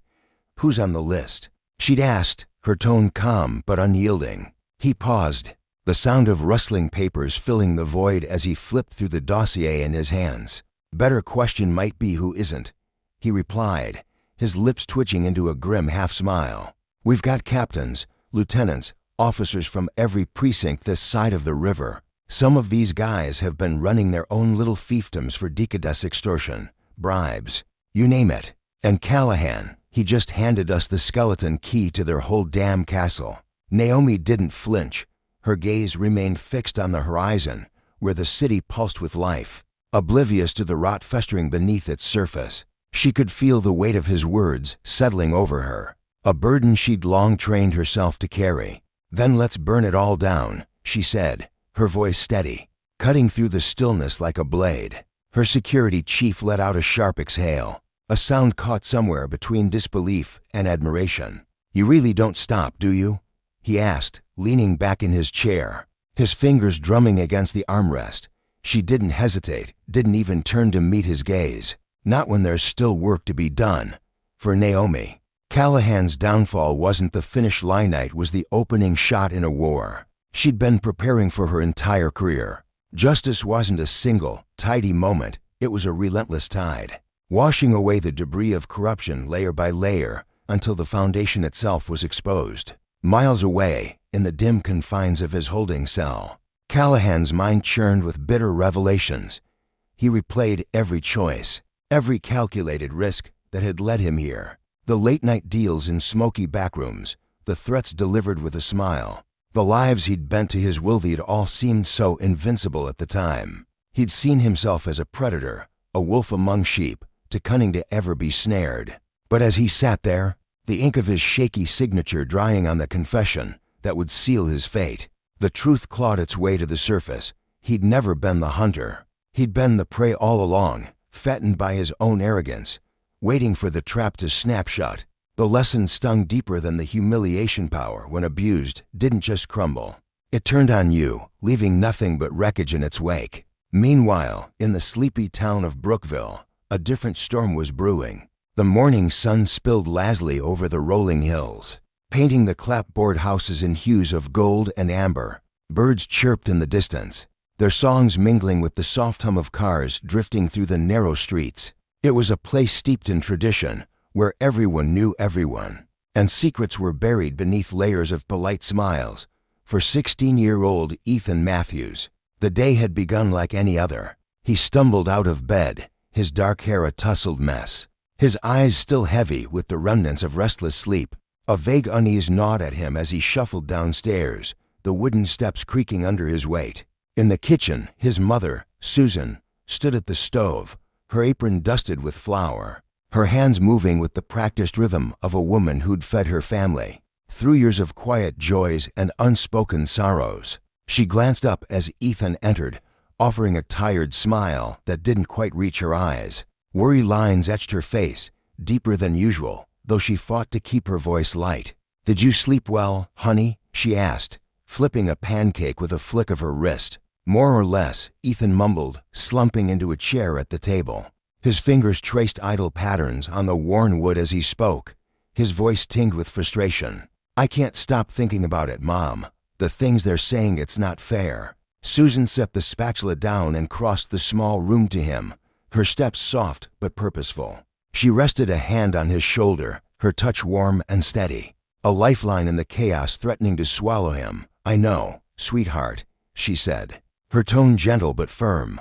"But we have to stay strong. The truth will come out, promise you that." "Don't give up," Ethan nodded, but his thoughts spiraled elsewhere, lost in the whirlwind of how his ordinary life had unraveled so fast. Just days ago, he'd been a regular kid: school, friends, basketball practice. Now he was a pariah, accused of a robbery he swore he didn't commit, the weight of a town's judgment pressing down on him. Susan knelt beside him, her knees brushing the faded linoleum floor, her eyes locking with his. "Ethan, I need you to believe me when I say we'll get through this. I know who you are, and we'll fight tooth and nail to prove it." Her voice trembled slightly, betraying the fear she tried so hard to hide. Ethan swallowed hard, his throat tight. "Do you think we have a chance, Mom?" he asked, a flicker of desperation breaking through his usual teenage bravado. She squeezed his shoulder, her grip fierce with resolve. "It's not about chance, Ethan. It's about truth, and truth has a way of rising to the surface, no matter how deep they try to bury it. We'll face this together, heads high." The shrill ring of the phone shattered the moment, slicing through the kitchen's fragile calm. Susan rose quickly, wiping her hands on her apron as she reached for the receiver. Ethan watched her, his stomach twisting as her expression darkened. The muffled voice on the other end was indecipherable, but the way her jaw tightened told him everything. She hung up with a heavy sigh, turning to him with eyes full of dread. "That was the lawyer, Ethan. They're filing formal charges today." The words hit him like a punch, a cold shiver racing down his spine. He'd known this was coming, but hearing it aloud made it real to real. "I'm innocent, Mom," he whispered, more to himself than to her, as if saying it could anchor him against the tide. "I didn't do anything wrong." Susan crossed back to him, pulling him into a fierce hug. "I know you are," she murmured into his hair, her voice thick with emotion. "And we'll prove it. I swear we will." As she held him, Ethan's mind drifted back to the night that had turned his world upside down. It had been so ordinary hanging out with his friends Chris and Nate at the diner, laughing over greasy fries and bad jokes. He'd left them to head home, cutting through the alley near Dawson's hardware store because it was quicker. The shadows had been thick, the air cool against his skin, but he hadn't seen anything suspicious, hadn't heard a sound out of place. Yet somehow, that fleeting moment had branded him a criminal. Susan pulled back, her hands framing his face. "Ethan, walk me through that night again. Every detail, no matter how small. There has to be something we're missing." He closed his eyes, forcing himself to focus. "We left the diner around 9. I took the shortcut because I was tired. It was dark, Mom, quiet. I didn't see anyone, I swear." Susan's brow furrowed, her mind racing. "That alley, did you notice anything at all? A sound, a shadow?" Ethan shook his head, frustration bubbling up. "No. It was just me and the dark. I just wanted to get home." In that small kitchen, as the pancakes cooled on the counter and the morning light streamed through the window, Ethan felt the weight of an unseen enemy closing in. He didn't know it yet, but his fight wasn't just against a flawed system, it was against a web of secrets spun by people he'd never suspected, shadows lurking in the heart of Brookville. For Callahan, justice had come as a reckoning, a mirror held up to his abuses of power. For Ethan, it was a battle still unfolding, a test of whether truth could prevail when the world refused to listen. In both their stories, the lesson burned clear: power, when twisted, bred consequences that rippled far beyond the hands that wielded it. And justice, true justice, demanded not just punishment, but the courage to tear down the systems that let it fester. The air was thick with tension as Susan stood frozen, her fingers trembling as they combed through her son Ethan's dark, tousled hair. Her heart thudded heavily in her chest, each beat a painful reminder of the chaos that had swallowed their lives. She searched desperately for answers, some thread of logic to unravel the nightmare they were trapped in. But it was like trying to piece together a jigsaw puzzle with half the pieces missing. Time was slipping through her fingers like sand, and the weight of uncertainty pressed down on her until she could hardly breathe. She wanted to scream, to demand the truth, but all she could do was hold Ethan a little tighter, as if her touch could shield him from the storm closing in around them. Meanwhile, across town at the Brookville police station, Officer Rob Davis sat hunched over a cluttered desk, his brow furrowed and his jaw tight. The dim fluorescent lights buzzed faintly overhead, casting harsh shadows across the stacks of case files he was pretending to review. His eyes, usually steady and commanding, flickered with something unsteady, guilt, perhaps, or fear. He knew he was walking a dangerous line, letting suspicion fall on Ethan like a noose tightening around an innocent neck. Deep in his gut, a gnawing certainty told him Ethan wasn't the culprit, that the boy's wide-eyed confusion and quiet pleas were genuine. But there was a shadow lurking beneath the surface of this case, a dark secret Rob couldn't bring himself to exposena to his colleagues, not to himself. He clenched his fists, nails digging into his palms, as he wrestled with the consequences of his silence. Justice, he'd always believed, was a clear-cut thing, a beacon to guide him. Now, it felt like a blade hovering over his own head. Rob, the sharp, no-nonsense voice of Detective Megan Lewis, sliced through his spiraling thoughts, yanking him back to the sterile reality of the station. Megan stood in the doorway, her arms crossed and her piercing hazel eyes locked on him. She was a force of naturayers on the job, had honed her instincts to a razor's edge, and she could smell deception like a bloodhound on a trail. Her dark hair was pulled back in a tight ponytail, and her expression was a mix of suspicion and determination. "We need to talk about the Matthews case. Something's awfully off." Rob straightened in his chair, forcing his voice to stay even despite the tremor creeping up his spine. "What do you mean?" he asked, though he already knew she was circling too close to the truth. Megan's tone wasn't accusatory, not yet, but it carried an edge that made his stomach twist. She stepped closer, her boots clicking against the linoleum floor, and leaned against the edge of his desk. "The evidence site's patchy at best. The witness statements are vague, like someone's trying to cover their tracks. And here's the kicker. Why are we zeroing in on Ethan Matthews when there are half a dozen other leads we haven't even touched?" Her eyes narrowed, studying him like a predator sizing up its prey. "You're pushing this kid hard, Rob. Too hard. What's going on?" Rob averted his gaze, pretending to shuffle the papers in front of him. The words blurred together as his mind raced. Megan was too sharp, too relentless, always had been. He could feel her peeling back the layers of his carefully constructed facade, and it terrified him. "We're following the evidence, Megan," he said, his voice clipped. "That's our job. Right now, it all points to the boy. We can't let personal feelings cloud that." Megan tilted her head, her lips pressing into a thin line as she watched him. She knew that look, slight hunch in his shoulders, the way his fingers gripped the edge of the desk just a little too tightly. He was hiding something, and she'd be damned if she let it slide. "Are you sure about that, Rob?" she pressed, her voice softening, but carrying a warning. "Because if you're holding something back, it could tank this whole case. You know what happens when we screw this up? People get hurt. Trust gets broken. Careers end." She paused, letting the weight of her words settle, and worse. Rob met her gaze at last, his dark eyes stormy with conflict.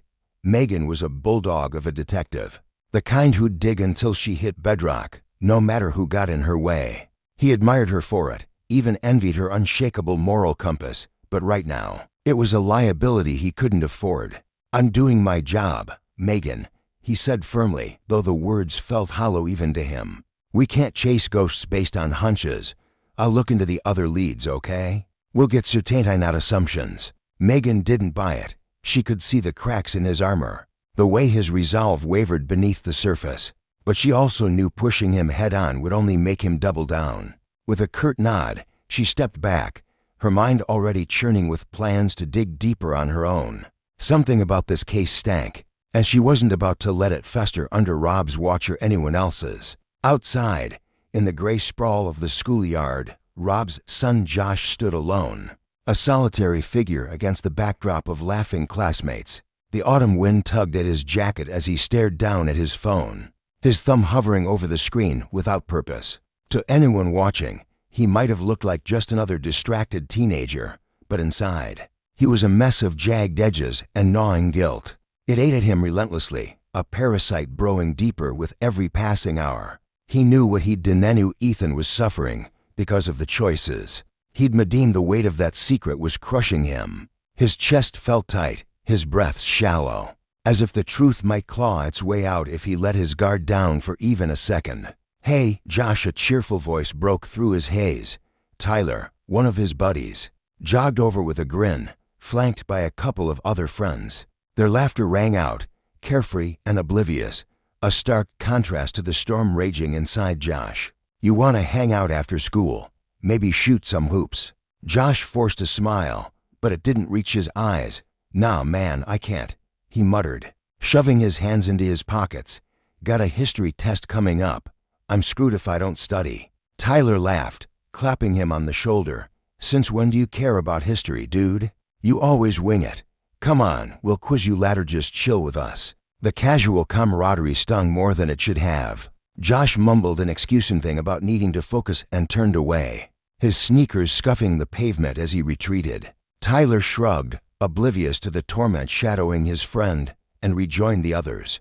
Josh kept walking, head down, the noise of the schoolyard fading into a dull hum. He couldn't face them, couldn't face anyone. Every glance, every laugh, felt like an accusation. The walls were closing in, and he wondered how long he could keep running from the truth. Back at the police station, the atmosphere was suffocating as Ethan and Susan stepped through the heavy glass doors. The building loomed around them, all cold steel and stark white walls, a monument to impartiality that felt anything but fair. Susan's stomach churned as she gripped Ethan's arm, her nails digging into his sleeve. Her son's face was pale, his jaw tight, but his eyes burned with a mix of fear and defiance. Rob was waiting for them, his posture rigid, his expression a mask of professionalism that barely concealed the turmoil roiling beneath. He'd spent years building a reputation as a steady, reliable officer, but now he felt like a fraud, orchestrating a lie that would shatter lives, including his own. "Good afternoon, Mr. Matthews," Rob said, his voice clipped and formal, as if he could distance himself from the guilt by leaning on protocol. "Thank you for coming in." Susan's blood ran cold at the sound of his tone, so detached, so mechanical. This was the man who'd coached little league games and waved at neighbors from his patrol car, now reduced to a stranger wielding power like a weapon. "We're here because we believe in justice, Officer Davis," she replied, her voice steady despite the tremor in her hands, "and because my son is innocent." Rob nodded, but he couldn't meet her gaze. Her words cut deeper than she knew, slicing through the fragile justifications he'd built to protect himself. He was trapped, ensnared in a web of his own making, and every step forward dragged Ethan and Susan deeper into it. "I understand, Mrs. Matthews," he said quietly. "We have to follow protocol. Ethan's lawyer will be here soon, and we'll handle this as quickly and fairly as possible." "Fairly," Ethan's voice cracked as the words slipped out, raw and incredulous. He crossed his arms, trying to mask the shaking in his hands. "How is this fair when I didn't do anything?" The accusation hung in the air, and for a fleeting moment, Rob's resolve faltered. Ethan's anguish was a mirror reflecting his own cowardice, and it nearly broke him. He wanted to confess, to spill the ugly truth and let the chips fall, but fear of ruin, of losing everything clumped down on his tongue.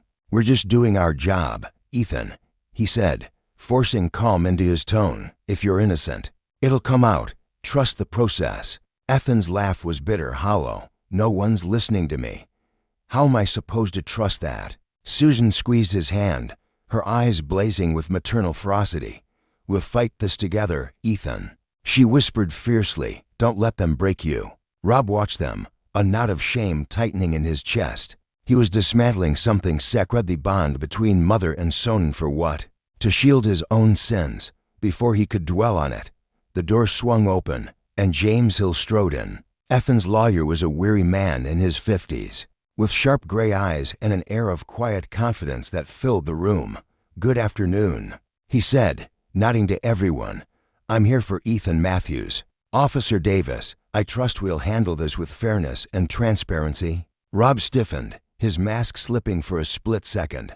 James Hill was a bulldozer in the courtroom, a defender who'd topple mountains for his clients. "Of course, Mr. Hill," he replied, adjusting his stance. "We want the truth." "Excellent," James said, settling beside Ethan with a reassuring pat on the shoulder. "Let's get to it then." As the formalities began, Ethan sat rigid, his pulse hammering in his ears. Rob's voice droned on, reading the charges like a death knell, but Ethan focused on breathing, on not letting the fear swallow him whole. Inside, though, the dread was a living thing, coiling tighter with every word. Meanwhile, across town, Megan Lewis sat in a worn leather booth at a quiet diner, the clatter of dishes and hum of conversation a distant backdrop.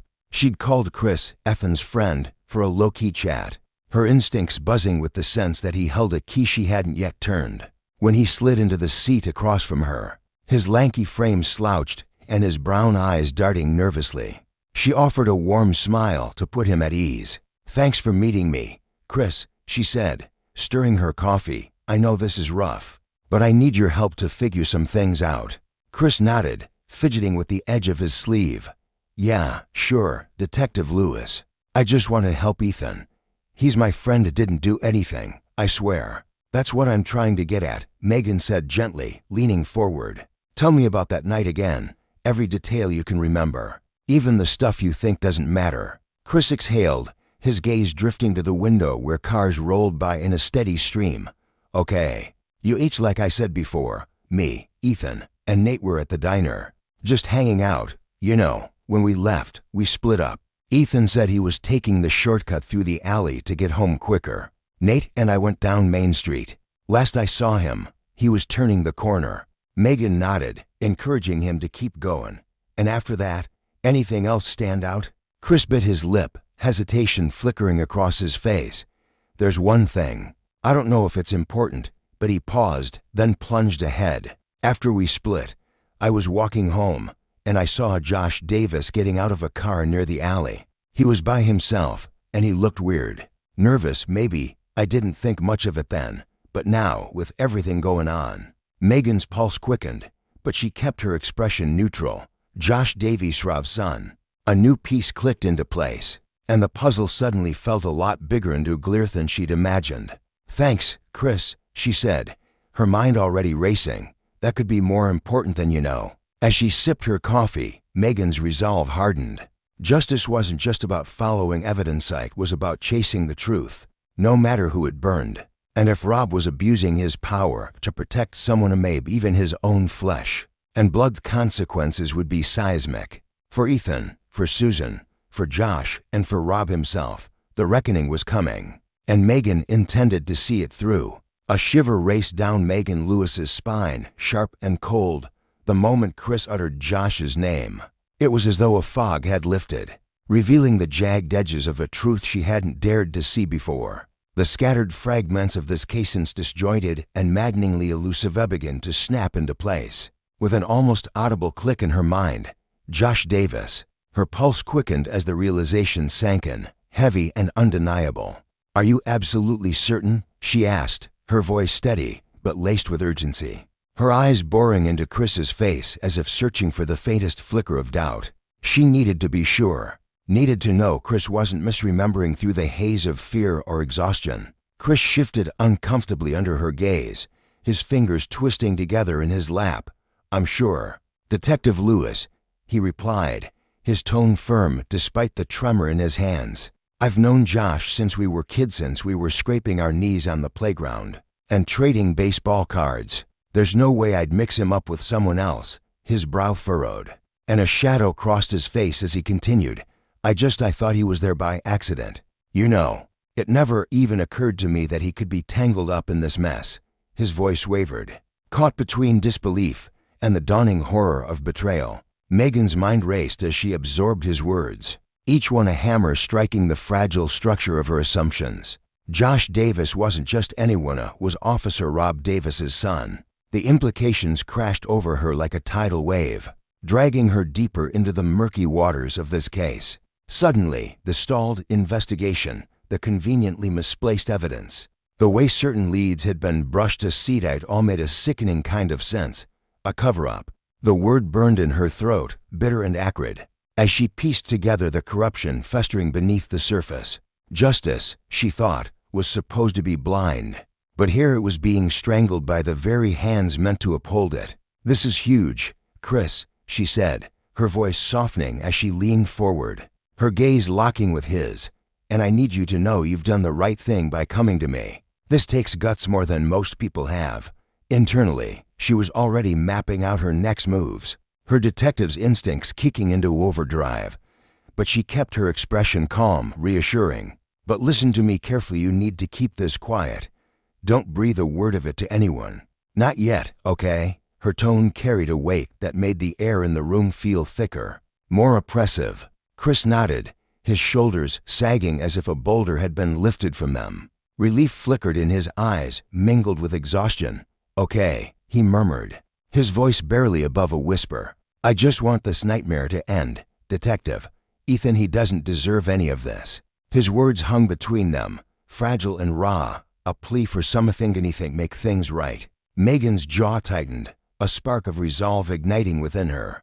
"That's exactly what I'm going to fight for," she said, her voice ringing with a determination that felt almost tangible, like a shield she could wield against the chaos. "I'm going to fix this, Chris, for Ethan." Meanwhile, across town at the police station, Ethan Matthews sat in a sterile, fluorescent-lit room that seemed to close in around him with every passing second. The air was thick with the stench of bureaucracical coffee, ink, and the faint metallic tang of fear. The formality of the process, the clipped voices reciting charges, the cold indifference of the officers handling his case seat all pressed down on him, suffocating him. Even with his lawyer, James Hill, seated beside him, Ethan felt adrift, a small boat lost in a storm he couldn't navigate.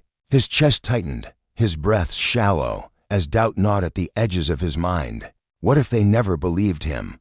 What if this was his life now? James leaned in close, his voice a low rumble, steady and unwavering. "Ethan, look at me. You've got to stay strong, kid. Trust me, we're going to get this sorted out." His confidence was a lifeline, but Ethan's grip on it felt tenuous, his fingers trembling as he clung to hope.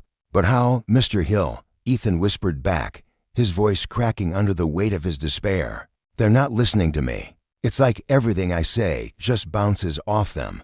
His eyes darted toward Officer Rob Davis, who stood across the room, conducting the proceedings with a practiced calm that bordered on eerie. Rob's face was a mask unreadable, dead a shade as if he weren't accusing an innocent boy of a crime he didn't commit. James followed Ethan's gaze, his own expression hardening as he studied Rob. "We're not finished here, Ethan," he said, his tone sharp with purpose. "Things aren't always what they seem, and we're going to fight this every step of the way." His words were a promise, etched in steel, and they bolstered Ethan just enough to keep him from crumbling entirely. Beside him, Susan Matthews gripped her son's arm with a fierceness that belied her petite frame.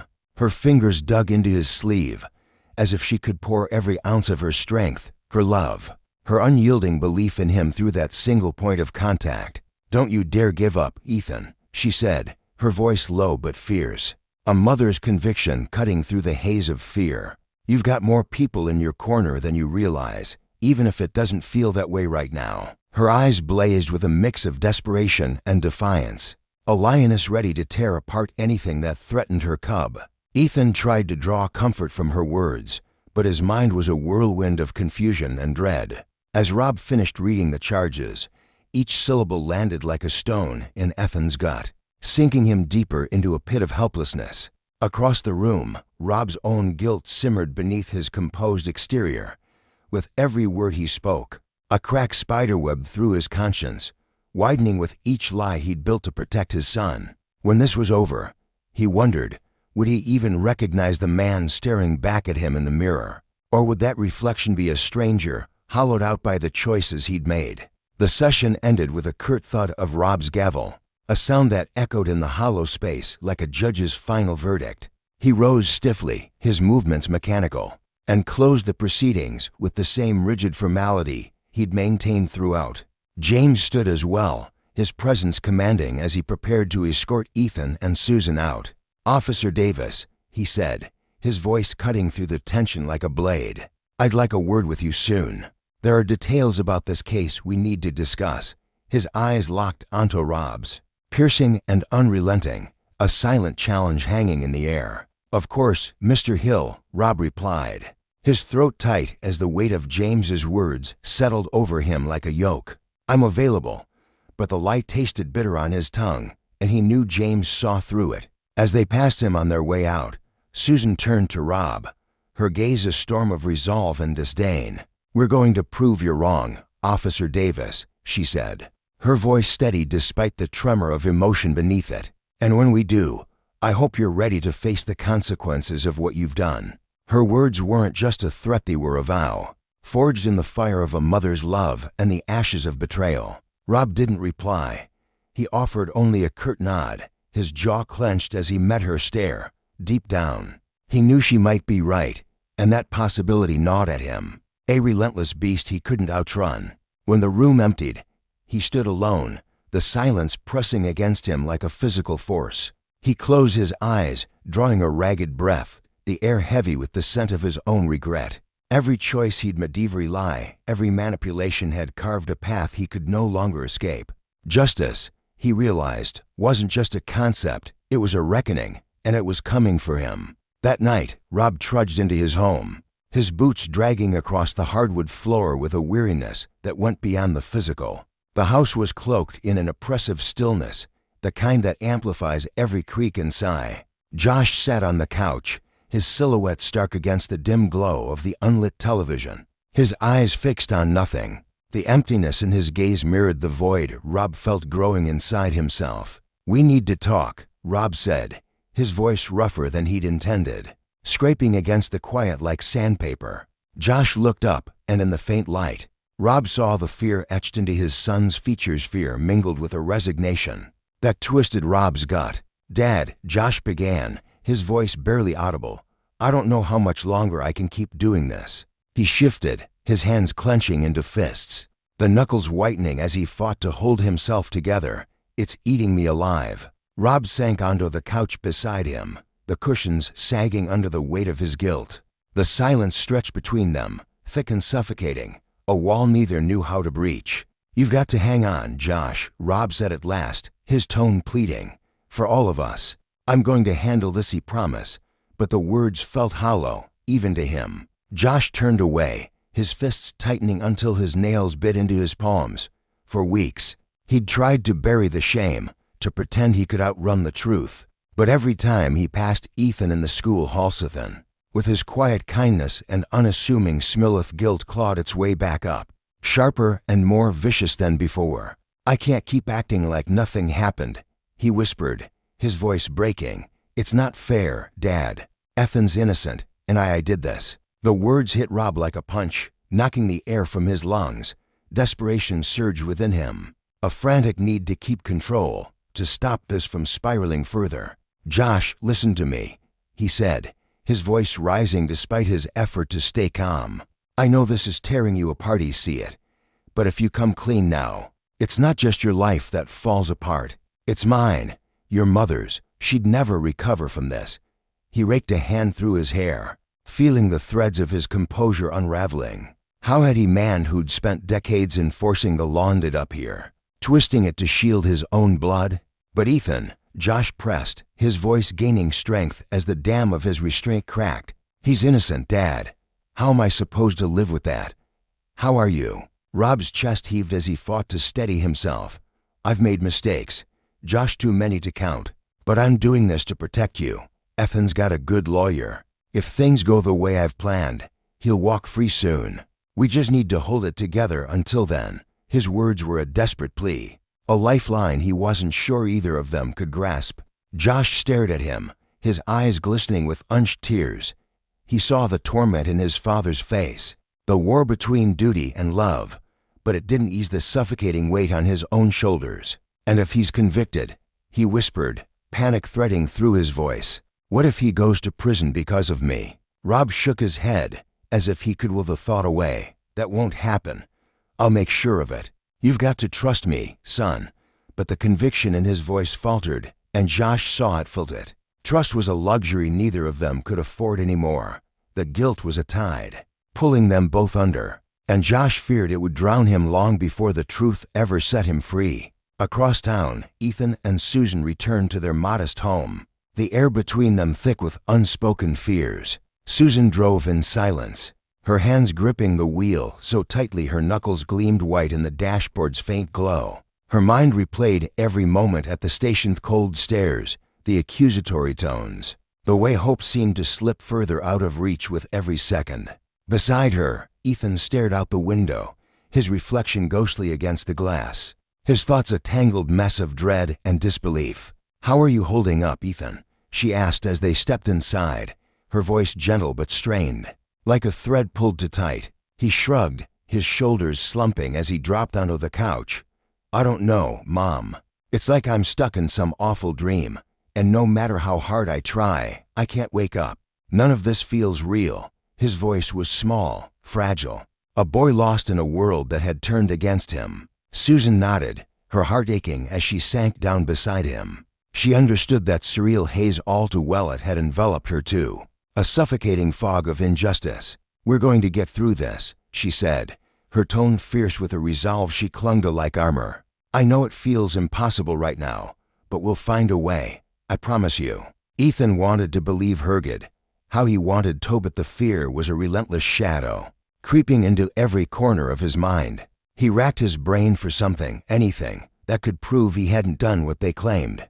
But the night in question was a blur, a jumble of half-formed memories that slipped through his grasp like water. "I know you're trying, Mom," he said, his voice trembling as vulnerability broke through his defenses. "I'm so grateful for that.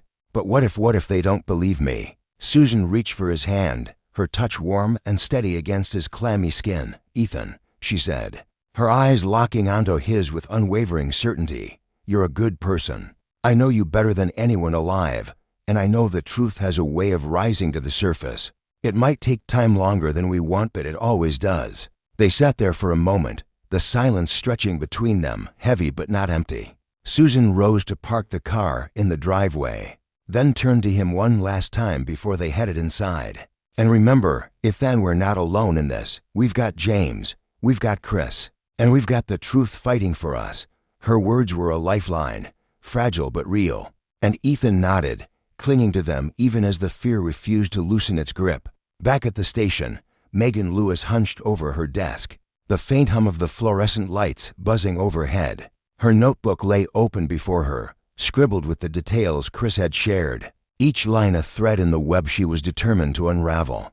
Her mind churned, piecing together the puzzle with a relentless intensity. If Josh was involved, then Rob almost certainly knew, and if Rob knew, why was he so hell-bent on pinning this on Ethan?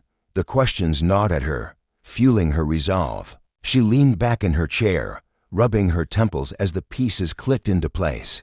This wasn't just about a crime anymore, it was about power, about a father's desperate bid to shield his son, even if it meant crushing another boy's life. Justice, she thought bitterly, had been warped into a weapon, and the consequences of that abuse were rippling out, threatening to destroy them all. She needed evidence, hard, irrefutable proof that tied Josh to the crime and exposed just how far Rob was willing to go. Careful but unyielding, she vowed to herself that she'd bring the truth to light, no matter the cost. At the Matthews house, the living room was a cocoon of tension, the air thick with unspoken words. Ethan and Susan sat in silence, each lost in their own storm of thoughts, of fierce determination, his a swirling mix of fear and fading hope. Suddenly, Ethan lurched to his feet, the restlessness clawing at him too fiercely to ignore.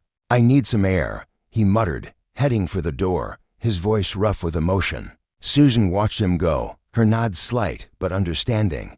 She knew he needed space to breathe. to escape the weight pressing down on him, if only for a moment. As the door clicked shut behind him, she sank deeper into the couch, her mind racing with plans and prayers. Outside, Ethan stepped into the cool night, the breeze a fleeting relief against the chaos within. Above him, the stars glittered faintly, indifferent to the battle below, a battle for truth, for justice, and for the fragile hope that the innocent wouldn't pay the price of another's sins. Ethan stepped out into the cool embrace of the night, the yard stretching before him like a silent witness to his turmoil. He tilted his head back, drawing in a long, shaky breath of the crisp air, the kind that carried the faint scent of damp grass and distant wood smoke. Above him, the sky unfurled in a vast tapestry of stars, twinkling with a cold, detached beauty that seemed to mock the chaos swirling in his chest. For a fleeting moment, he let himself drift, surrendering to the illusion that the accusations, the gnawing guilt, and the suffocating fear didn't exist. The stars didn't care about his troubles, and in their indifference, he found a strange, fragile peace. But reality, relentless as ever, clawed its way back, dragging him down from that brief escape as he paced the uneven ground, his sneakers scuffing against patches of dirt and brittle leaves. As he wandered through the shadowed yard, his mind snagged on a memoria fleeting comment from earlier that day. Chris, his lanky friend with the perpetually tousled hair and quick laugh, had dropped it casually at school. Something about spotting Josh Davis lurking near the alley that fateful night. At the time, it had barely registered, just another throwaway line in the blur of conversation. But now, under the weight of his own desperation, it glowed like an ember in the dark, sparking questions he hadn't dared to ask before. Josh Davis, Ethan muttered under his breath, the name tasting bitter on his tongue. He pictured Josh Officer Davis's son with his sharp jawline, cocky smirk, and the kind of swagger that came from knowing his father's badge could smooth over any mess. Ethan had always pegged him as a spoiled troublemaker, the sort who'd toss a rock through a window just to hear it shatter, but never anything darker. Nothing that could tangle with the nightmare Ethan was now living. Yet, if Chris was right, if Josh had been there that night, it might explain the tangled web of lies tightening around Ethan, the accusations pinning him to a crime he hadn't committed. A surge of restless energy gripped him, his hands curling into fists at his sides. He wanted to storm over to Josh right then, grab him by the collar, and demand answers, the truth spilling out in a rush of anger and fear. But the impulse faded as quickly as it came, replaced by a cold wash of reason. He couldn't do this alone. Josh wasn't just some kid who was a thread tied to something bigger, something dangerous. Ethan needed an ally, someone who could cut through the haze of doubt and see the real shape of things. With a resolute nod to himself, he turned back toward the house, the creak of the screen door echoing in the stillness as he stepped inside, his mind already racing toward Chris. The living room was dim, the faint hum of the refrigerator the only sound breaking the quiet. Ethan's resolve hard-netted: call Chris tonight, no waiting. If there was even a sliver of a chance to claw his way out of this pit, he had to seize it. But doubt gnawed at him, a persistent shadow whispering in his ear. What if Josh laughed it off, denied everything with that smug grin of his? What if no one, Chris, his mom, the cops believed him? His fingers hovered over his phone, the screen's glow casting sharp angles across his tense face, when the soft shuffle of footsteps broke his focus. Susan, his mother, appeared in the doorway, her brow creased with worry, her bathrobe pulled tight around her like a shield against the unease radiating from her son. "Ethan, you okay? You look like you've seen a ghost," she said, her voice gentle but edged with concern, the kind only a mother could wield. Ethan hesitated, the weight of his thoughts pressing down on him. "Mom, I need to talk to Chris again. He told me something today about Josh Davis. It might mean something big." Susan's frown deepened, surprise flickering in her tired eyes as she stepped closer, the floorboards creaking under her slippered feet. "Josh Davis? What did Chris say?" Ethan recounted the conversation in halting Burstress's offhand mention of seeing Josh near the alley, the nervous way he'd said it, like he was piecing together a puzzle he didn't want to solve. "It could be a lead, Mom. Something to turn this around. But we have to be careful. If Officer Davis is hiding something, if he's protecting Josh, won't just let us dig into this." Susan's lips pressed into a thin line, her gaze drifting to the window where the night pressed against the glass. She knew Rob Davis, the stern-faced officer with the gravelly voice and unwavering authority. He'd been a fixture in Brookville for years, a man who wore his badge like a second skin. The thought that he might twist justice to shield his son sent a chill through her. But she saw the fire in Ethan's eyes, the desperate hope flickering there. "I know, Ethan," she said softly, resting a hand on his shoulder, her touch warm and steady. "We can't let this slip away. Let's talk to Chris, but we need to be smart about it. Maybe Mr. Hilkenhelfa's got a good head for this kind of thing." Ethan nodded, a spark igniting in his chest, the first real glimmer of possibility he'd felt in days. But beneath it lurked a tremor of fear. If Josh was guilty, confronting him could unravel everything, and the consequences might stretch far beyond what Ethan could imagine. The next morning dawned heavy and gray, a thick fog blanketing Brookville like a shroud, muffling the world in uncertainty. Ethan hadn't slept, his night spent tangled in restless sheets, his mind replaying every word Chris had said, every possible meaning behind Josh's presence in that alley. The air in his room felt stale, oppressive, as he sat on the edge of his bed, elbows on his knees, staring at the scuffed hardwood floor. His eyes burned with exhaustion, but his jaw was set, determination carving lines into his young face. Susan slipped in quietly, her voice a soft lifeline in the gloom. "Good morning, Ethan," she murmured, though the words felt hollow against the weight of the day. "How are you holding up?" "I'm trying, Mom," he replied, his voice rough as he pushed himself to his feet, the mattress creaking beneath him. "I need to see Chris. Maybe he's got more something to make sense of this mess." Susan nodded, her eyes tracing the strain in his posture, the way his shoulders hunched as if carrying an invisible burden. "I get it, but please be careful. We have to do this right, or it could all fall apart worse than it already has." Ethan met her gaze, the urgency thrumming in his veins. "I know, but if there's a way out, we can't wait." The walk to Chris's house was a blur of fog and pounding heartbeats, each step sinking into the damp pavement as Ethan's anxiety swelled. The quiet streets of their small neighborhood, usually comforting with their familiar porches and chipped mailboxes, now felt like a maze closing in. What if Chris had nothing more to offer? What if this lead dissolved into smoke, leaving Ethan grasping at shadows? By the time he reached Chris's front door, a peeling red slab framed by overgrown shrubtious palms were slick with sweat. He hesitated, fist raised, then knocked, the sound sharp and urgent in the stillness. The door swung open almost instantly, revealing Chris, his weary frame tense, his hazel eyes wide with a mix of surprise and dread. "Ethan, what are you doing here so early?" Chris's voice cracked slightly, his hand gripping the door like it was an anchor. He glanced over his shoulder, as if expecting someone to materialize from the fog behind him. "We need to talk," Ethan said, stepping forward, his tone low but insistent. "About what you said yesterday, Josh Davis. I think it's bigger than we thought." Chris's face tightened, and after a quick scan of the empty street, he waved Ethan inside. "All right, come on. Let's figure this out." The living room was a cluttered cocoon of faded furniture and scattered comic books, the air thick with the scent of burnt toast from Chris's abandoned breakfast. They sank onto the sagging couch, the cushions groaning under their weight, and the cozy space suddenly felt like a war room, charged with unspoken stakes. "So, what's going on?" Ethan asked, forcing his voice steady despite the storm raging inside him. Chris rubbed his hands together, his knuckles whitening as he took a deep breath. "I've been thinking about that night, Ethan. I don't know if Josh did it, whatever it is, but he wasn't right. He was twitchy, like he'd seen something he couldn't shake. After everything came out, I started wondering if he was part of it." Ethan leaned forward, his pulse quickening. "Why didn't you say more before?" His tone sharpened, frustration bleeding through despite his effort to stay calm. Chris flinched, his shoulders hunching. "I didn't know what to make of it, man. Josh is Officer Davis's kid, you know how that goes.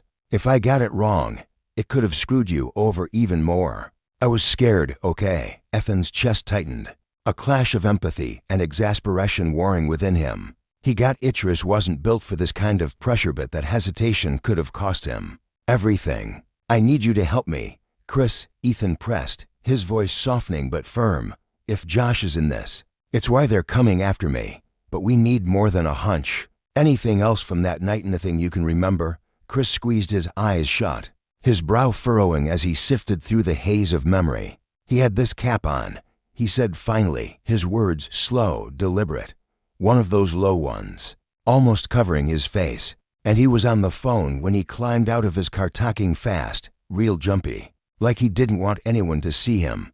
I couldn't hear what he said, but it stuck with me. Ethan's breath hitched. You're sure it was him? Chris nodded, his gaze steady now, positive.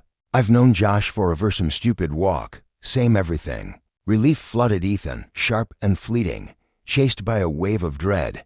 If Josh was tangled up in this, it was a lifeline, but one tethered to a ticking bomb. How could they prove it? I don't know what's next, Ethan admitted, his voice cracking under the strain. But I'm telling Mr. Hill, he'll know how to handle this. Chris swallowed hard, his fingers twisting in his lap. I'm with you, Ethan. Josh can't just walk away from this net if he's guilty. Gratitude surged in Ethan's chest, a rare warmth amid the cold uncertainty. Thanks, man. I'd be lost without you. Stepping back into the fog, Ethan felt a fragile boost of confidence, though the unknown still loomed like a storm on the horizon. If Josh was involved, Officer Davis wouldn't hesitate to bury the truth under a mountain of lead. Ethan was walking straight into that danger. His phone buzzed, jolting him from his thoughts. A text from Detective Megan Lewis, asking him to stop by the station for a chat. His stomach twisted, suspicion warring with a flicker of hope. Maybe this was his shot to lay it all out. Later, in Megan's cramped office, the air was thick with the scent of stale coffee and ink. She sat across from him, her sharp gray eyes studying the tension in his frame, the way his hands fidgeted in his lap. Ethan, I brought you in because your case seat's got holes, she began, her voice calm but laced with steel. I want to help, but you've got to give me everything. No holding back. Ethan met her gaze, steadying himself. I've got nothing to hide, Detective. I just want the truth. She leaned in, her pen tapping softly against her desk. I talked to Chris. He said he saw Josh Davis near the alley that night. You knew that already? Ethan's heart thudded against his ribs. He told me yesterday. I'm still figuring it out. Joshi never thought he'd be part of this, but now he trailed off, the implications sinking in. Megan's expression darkened, a shadow of something deeper crossing her face. I know Josh, and I know Rob Davis better. He's a solid capuntal. It's about his son. Then he'd burn the world down to keep him safe. Ethan nodded, the weight of her words settling into his bones. Justice, he realized, wasn't a straight line twisted and bent under the hands of those with power. And if Officer Davis could warp it to shield Josh, what chance did Ethan have? Yet Megan's steady gaze held a promise, a crack in the wall. The truth was his only weapon, and he'd wield it, no matter the cost, because the alternative was letting power crush him. And that was a lesson he refused to learn the hard way. Ethan paced the dimly lit room, his shadow stretching and twisting against the cracked plaster walls as the flickering bulb overhead cast an unsteady glow. The air felt thick, heavy with the unspoken weight of suspicion that had been gnawing at him for days. He stopped abruptly, turning to Megan with a look that teetered between desperation and dawning realization. I keep thinking, he said, his voice low and unsteady, that if Megan you can see it too, then maybe I'm not crazy. If Josh did something that night, something awful, and Officer Davis is shielding him, it would explain why they're so hell-bent on pinning this on me, wouldn't it? His words hung in the air, almost as if he were pleading with the universe for an answer he wasn't sure he wanted to hear. Megan stood by the window, the faint hum of traffic filtering through the glass as she stared out at the graying dusk. She took a slow, deliberate breath, feeling the gravity of Ethan's words settle deep in her chest. The path ahead loomed like a shadowed road, winding and treacherous, and she knew every step could lead them closer to danger or to the truth. It's not impossible, Ethan, she replied, her tone measured but tinged with unease. But we're wading into deep waters here. If Rob Officer Davis is covering something up, he's not going to let it unravel without a fight. We can't just rely on what Chris glimpsed in the dark. We need something solid, something undeniable. Ethan's hands clenched into fists at his sides. his knuckles whitening as a wave of anxiety surged through him. "But how?" he asked, his voice rising with a mix of frustration and fear. "How do we get that? What's it going to take? A video, a text, some scrap of proof that screams, 'I didn't do this'?" His eyes darted around the room, as if the answers might be hiding in the peeling wallpaper or the dusty corners. He could feel the noose tightening, not around his neck, but around his future, his name, everything he'd ever hoped to be. Megan turned to face him fully, her expression softening, but her resolve unwavering. "Evidence, Ethan, something concrete that ties Josh to what happened and clears you in the process. I can't do this alone. He'll need you to step up. It's going to be messy, and it's going to take time. But I'm in this with you." Her words were a lifeline, and Ethan seized it with both hands. "I'll do anything," he said, his voice steadying as determination took root. "Anything it takes. I can't let this bury me." A faint smile flickered across Megan's face, a glimmer of admiration for the fire she saw sparking in him. "We'll figure it out together," she assured him. "But patience is key.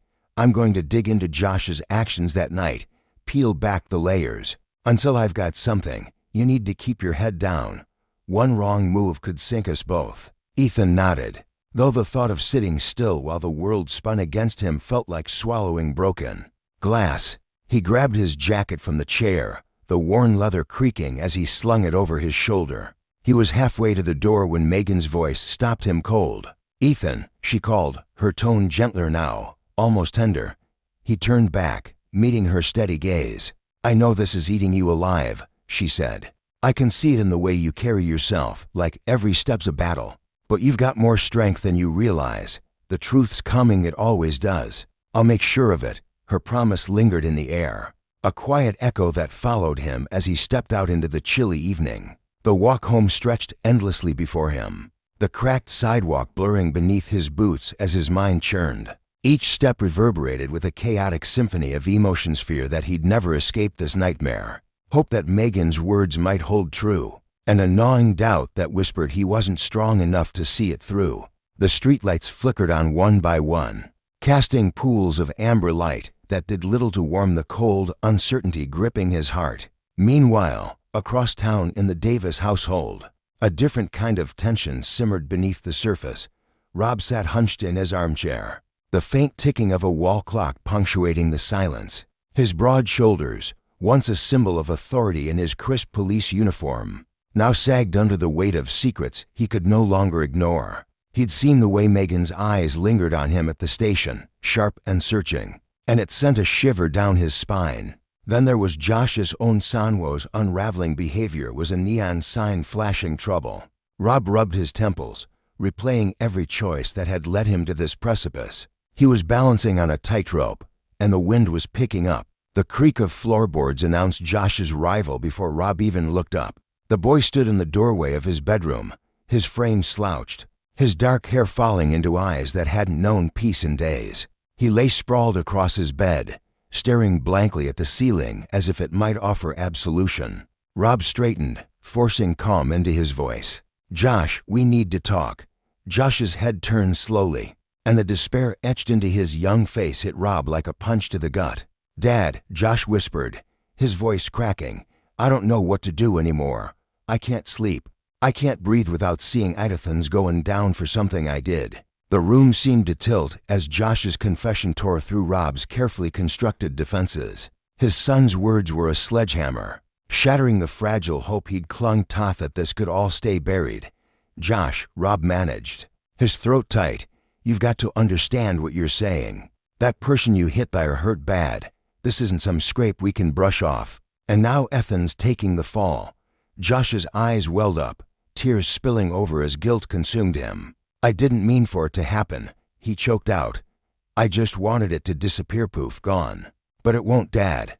What do we do now?" Rob crossed the room into strides, pulling Josh into a fierce embrace. He could feel his son trembling, the weight of remorse and terror crashing over them both. "We'll fix this," Rob said, though his voice wavered with uncertainty. "I'll protect you, whatever it takes. But we've got to be smarter than we've ever been." In that moment, Rob knew he'd crossed a line he couldn't uncross. The choice loomed stark and brutal: keep burying the truth and pray the cracks didn't show. Or come clean and watch their lives burn to ash. Justice, he realized, was a double-edged sword, and he'd been wielding it recklessly. Back at the Matthews home, the morning sun filtered through lace curtains, painting soft patterns on the worn wooden floor. But the warmth couldn't touch the chill that had settled over Ethan's restless night. He'd tossed and turned, the revelations of the past few days anchoring his thoughts in a sea of dread. He was so close to the truth he could taste it bitter and sharp at the cost gnawed at him. What would it mean to expose Josh, to drag Officer Davis down with him? As he shuffled downstairs, the scent of chamomile tea drifted from the kitchen where Susan sat, her hands wrapped around a steaming mug. Her eyes were distant, lost in a haze of worry. "Morning, Mom," Ethan said, forcing a steadiness he didn't feel. Susan looked up, her lips curving into a smile that didn't reach her eyes. "Morning, Ethan. Sleep any?" He shook his head, slumping into the chair across from her. "Not really. My brain won't shut off Josh Davis all of it." He paused, the weight of his next words pressing down. "What do you think happens if he's guilty?" Susan set her mug aside, her sigh heavy with the burden of a mother's intuition. "I don't know, sweetheart. If Josh did it, the truth has to surface. It's the only way. But it's going to rip through lives like a storm. Officer Davis, he's a pillar round here. People trust him. If he's been hiding this, it's not just Josh who falls." Ethan leaned forward, resting his elbows on the table. "But what's right, Mom? Keeping their shiny reputation intact, or making sure justice isn't just a word we throw around?" Susan met his gaze, seeing the steel forming in her son's resolve. "You're right," she said softly. "The truth matters more than any badge or name. But brace yourself, Ethan. When it comes out, it's going to shake everything." The silence that followed was thick, a shared understanding that they were stepping into a fight bigger than themselves. Across town, Rob sat in his living room, the dawn light casting harsh shadows across his face. He'd spent the night wrestling with Josh's confession, each word a splinter in his conscience. His hands cradled his head as if he could squeeze out a solution. Josh shuffled in, his eyes red-rimmed but resolute. "Dad," he said, voice trembling but firm, "I've been thinking. Maybe I should turn myself in. I can't keep living like this, it's eating me alive." Panic flared in Rob's chest, sharp and cold. "No, Josh," he snapped, then softened his tone. "Not yet. They've got Ethan in their sights. If you come forward now, everything your home, my job, your future right's gone. I can't let that happen." Josh wavered, torn between the guilt clawing at his soul and the fear of losing everything. "But Ethan, Dad's suffering for me. It's not fair." Rob reached out, gripping his son's shoulder. "You're not a coward, Josh. I know this is hell for you. But sometimes protecting the ones we love means carrying the hard stuff. Trust me, you'll find a way." Josh nodded, but doubt lingered in his eyes. He could feel the lie wrapping tighter around him, a noose of his own making. At the station, Megan hunched over her desk, papers strewn like fallen leaves. The case was a puzzle, and the pieces were finally clicking into place slowly, tantalizingly. She knew the truth was close, a beast lurking just beyond her grasp, and she'd be damned if she let it slip away. But caution was her shield. One misstep, and the whole house of cards could collapse. She needed more than Hunchesh needed proof that would stand in the unforgiving light of a courtroom. With a decisive nod, she grabbed her phone and dialed James Hill, Ethan's lawyer. After a terse exchange, they agreed to meet that afternoon, a pact forged in the quiet urgency of the moment. The cafe was a sanctuary of muted chatter and clinking cups, its corner table a fortress for their whispered conspiracy. James, a grizzled veteran of the legal trenches, sipped his coffee, his brow furrowed. "Detective Lewis," he began, voice low, "I've seen a lot in my years, but this is a tangled mess. If Davis is shielding Josh, we're not just talking a frame job, we're talking corruption that runs deep." Megan's jaw tightened, her eyes glinting with resolve. "Exactly. If Rob's dirty, he's poisoned the whole investigation. Suspicion won't cut it, we need ironclad evidence." James leaned in, his voice dropping to a conspiratorial hush. "And how do we get that? If Davis is in this up to his neck, he'll be watching us like a hawk." Megan's fingers drummed the table, a rhythm of calculated risk. I've got an idea, but it's a gamble. We need Josh to confess what he did that night. If I can get to him, appeal to that guilt he's drowning in, we might have a shot. But Rob can't suspect a thing, or he'll bury us. James frowned, weighing the odds. Josh might break as a kid under pressure, but with his dad in the mix, it's a long shot. I'll back you, though. If he talks, I'll be there to lock it down legally. No slip-ups. They sealed their plan with a nod to warriors arming for battle. Megan felt the stakes pressing against her ribs, a reminder that justice wasn't just a pursuit, but a reckoning. For Ethan, it was freedom. For Josh, it was redemption. And for Rob, it was the bitter fruit of power misused, a lesson etched in the ruins of his choices.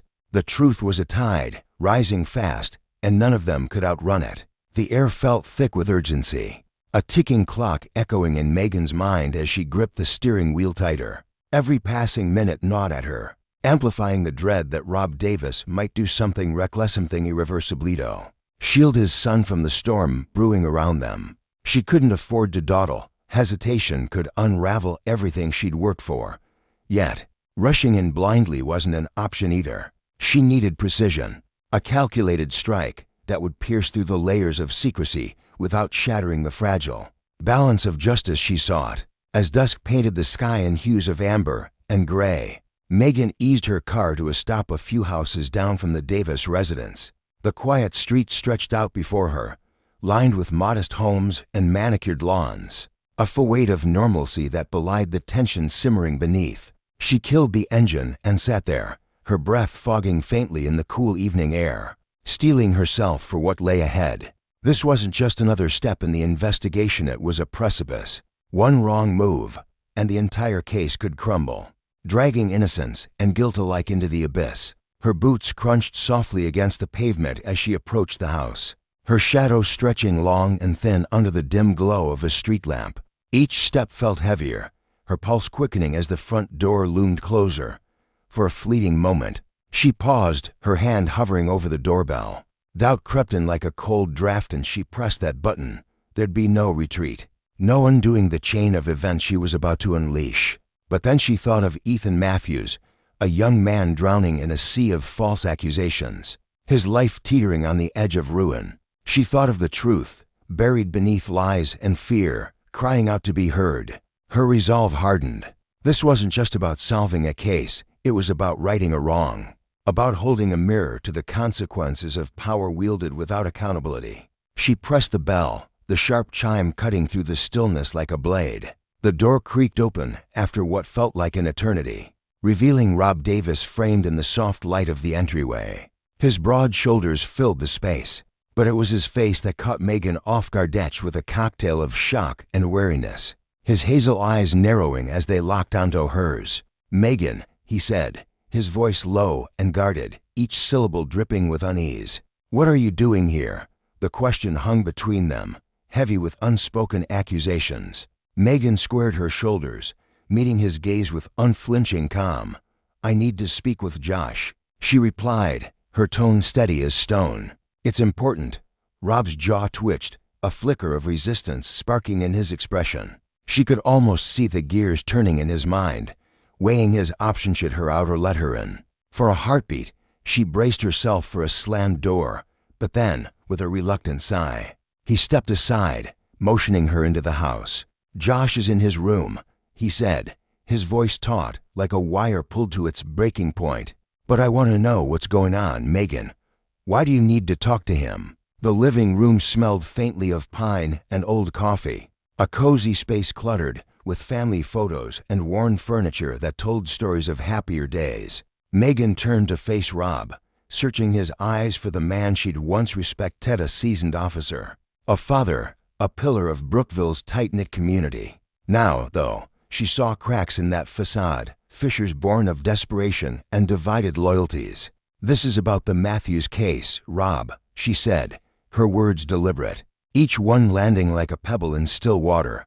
"I need Josh to tell me what he knows. It's critical for the investigation." Rob's face hardened, his lips pressing into a thin line as turmoil churned behind his gaze. She could feel a war raging inside him. On one side, the instinct to protect his son. to build a fortress around Josh and keep the world at bay. On the other, the oath he'd sworn as a cop, the duty to uphold justice even when it cut too close to home. His silence stretched on, thick and suffocating, until Megan pressed further, her voice softening but firm. "Rob, you know the truth always finds a way out. If Josh is tangled up in this, it's better he speaks now before it's too late. Hiding only makes the fall harder." Rob's shoulders sagged, the fight draining out of him as he exhaled a shaky breath. "I'll get him," he muttered, turning toward the hallway. As his footsteps faded, Megan's heart thudded against her ribs.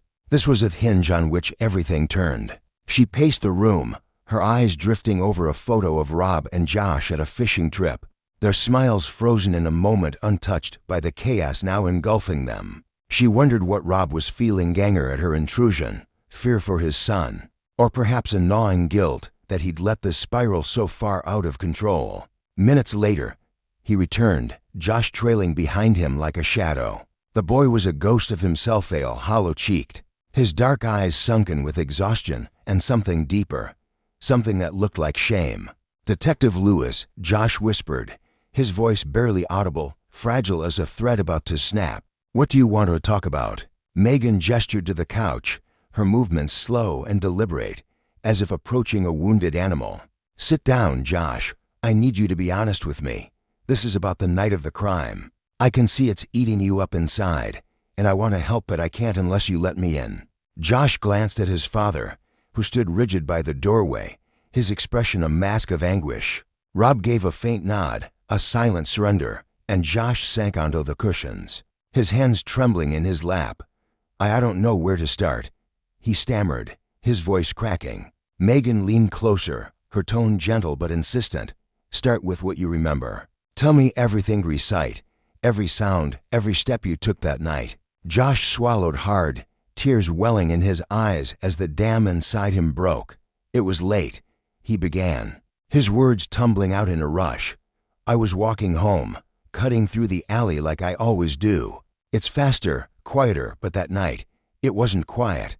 I heard shouts, grunts like a fight. Then I saw them, these guys, 3 of them, I think beating someone. He was on the ground, curled up, trying to protect himself." His voice quivered, and he clenched his fists, nails digging into his palms. "I wanted to do something, I swear. I wanted to yell, to run in and stop it, but my legs wouldn't move. I was so scared, detective. I just froze there, watching, like some coward. Then one of them saw me. He shouted, 'Get out of here,' and bolted. I ran all the way home. Didn't stop till I was safe behind my door." Megan's pulse raced as she listened, her mind piecing together the jagged edges of his story. This was the break she'd been chasing, thread that could unravel the lie, pinning Ethan to the crime. "Josh," she said, her voice firm yet laced with compassion, "did you recognize any of those men? Anything at Alface's, voices, cloths that could help us find them?" Josh shook his head, tears spilling down his cheeks. "No, it was too dark, too fast. I couldn't see much. But I heard something and of them said, 'Make sure he doesn't talk.' It stuck with me, that voice. Cold and sharp, I can't shake it." Megan's thoughts spun. A premeditated attack, a silencing Zamin wanted the victim quiet, and Ethan had been the convenient scapegoat. "One more thing, Josh," she pressed. "Did you see Ethan Matthews there? Was he part of this?" Josh lifted his gaze, his eyes raw with regret. "No," he said, his voice steadier now. "Ethan wasn't there. He didn't do it, detective. I swear he's innocent." Relief flooded through Megan, a warm tide washing away weeks of frustration. This was Golda witness clearing Ethan's name, but the fight wasn't over. "Josh," she said, her tone shifting to steel, "I need you to come to the station and make this official. Your statement could free Ethan and point us to the real culprits. It won't be easy, but it's the right thing." Josh nodded, a flicker of resolve breaking through his fear. "I'll do it. I can't carry this anymore." Rob stepped forward, his voice rough but resolute. "I'll go with you, son. We'll face this together." As they left the house, the night air bit at Megan's skin, a stark contrast to the heat of purpose burning within her. The drive to the station was silent, each of them lost in their own tempest of emotions, Josh grappling with guilt, Rob with the wreckage of his pride, and Megan with the weight of what came next. At the station, Josh recounted his story again, every detail painstakingly recorded under the watchful eye of James Hill, a veteran officer whose quiet diligence steadied the room. When Josh finished, he looked at Megan, his face a map of relief and dread. "What happens now?" he asked, his voice small. She met his gaze, unflinching. "Now we use this to clear Ethan and dig deeper. The truth's out, Josh, and we'll chase it to the end." Word of Josh's confession rippled through Brookville like wildfire, igniting whispers in coffee shops and tense debates at kitchen tables. Ethan, once a pariah, now stood in a fragile spotlight, his innocence a beacon yet to be fully embraced. At the Matthews home, Susan clutched her son as Megan's call delivered the news, tears streaming down her face as Ethan's shoulders shook with sobs of relief and lingering fear. "They believe me now, Mom," he whispered. "But what's next?" Susan held him tighter, her voice trembling. "We'll face it together, like always." Meanwhile, Rob Davis felt the ground shift beneath him. Colleagues who once clapped him on the back now averted their eyes, their silence louder than any reprimand. He'd abused his badge, however subtly, to shield Josh, and the lesson was bitter. Power unchecked breeds ruin. Megan pressed on, her resolve unyielding despite the growing rift with some at the station. Justice wasn't just about freeing Ethan, it was about exposing the rot that had festered too long. Every lead she chased, every dot she connected, reinforced the story's core: truth demands sacrifice, and those who twist it for their own ends will face the reckoning they dread. The road ahead stretched long and treacherous, but for the first time, Megan saw light piercing the darkness, a promise that right could prevail, if only they fought hard enough. The phone call came like a jolt of lightning through an otherwise ordinary day. Megan froze, her breath catching in her throat as the voice on the other end rasped through the receiver. It was Officer Rob Davis, a man whose name she hadn't expected to learn it like this, not with that edge of desperation clinging to every syllable. "Megan, we need to talk," he said, his tone taut, like a wire stretched to its breaking point. "Can you meet me at the old mill after your shift? It's important." Her heart thudded against her ribs, a mix of curiosity and unease swirling in her chest. She knew Rob well enough to hear the strain beneath his words, the quiet plea of a man drowning in his own choices. Agreeing wasn't easy, meeting him alone, in a place so far from prying eyes, carried risks she couldn't ignore. But something in his voice tugged at her, a thread of resolve she couldn't unravel over the phone. If Rob was ready to spill whatever burdened him, she had to listen. "All right," she said finally, her voice steady despite the storm brewing inside her. "I'll be there." As the day bled into evening, Megan steered her car toward the old mill, the town's forgotten relic perched on the edge of Brookville. The sun hung low, painting the sky in streaks of amber and gold, its fading light stretching shadows across the cracked pavement and overgrown weeds. The air was thick with the scent of damp earth and rust, the mill's skeletal frame looming in the distance, like a silent witness to secrets long buried. Rob was already there when she pulled up, his silhouette sharp against the glow of dusk. He leaned against his beat-up sedan, shoulders hunched, his face etched with lines that told a story of sleepless nights and gnawing regret.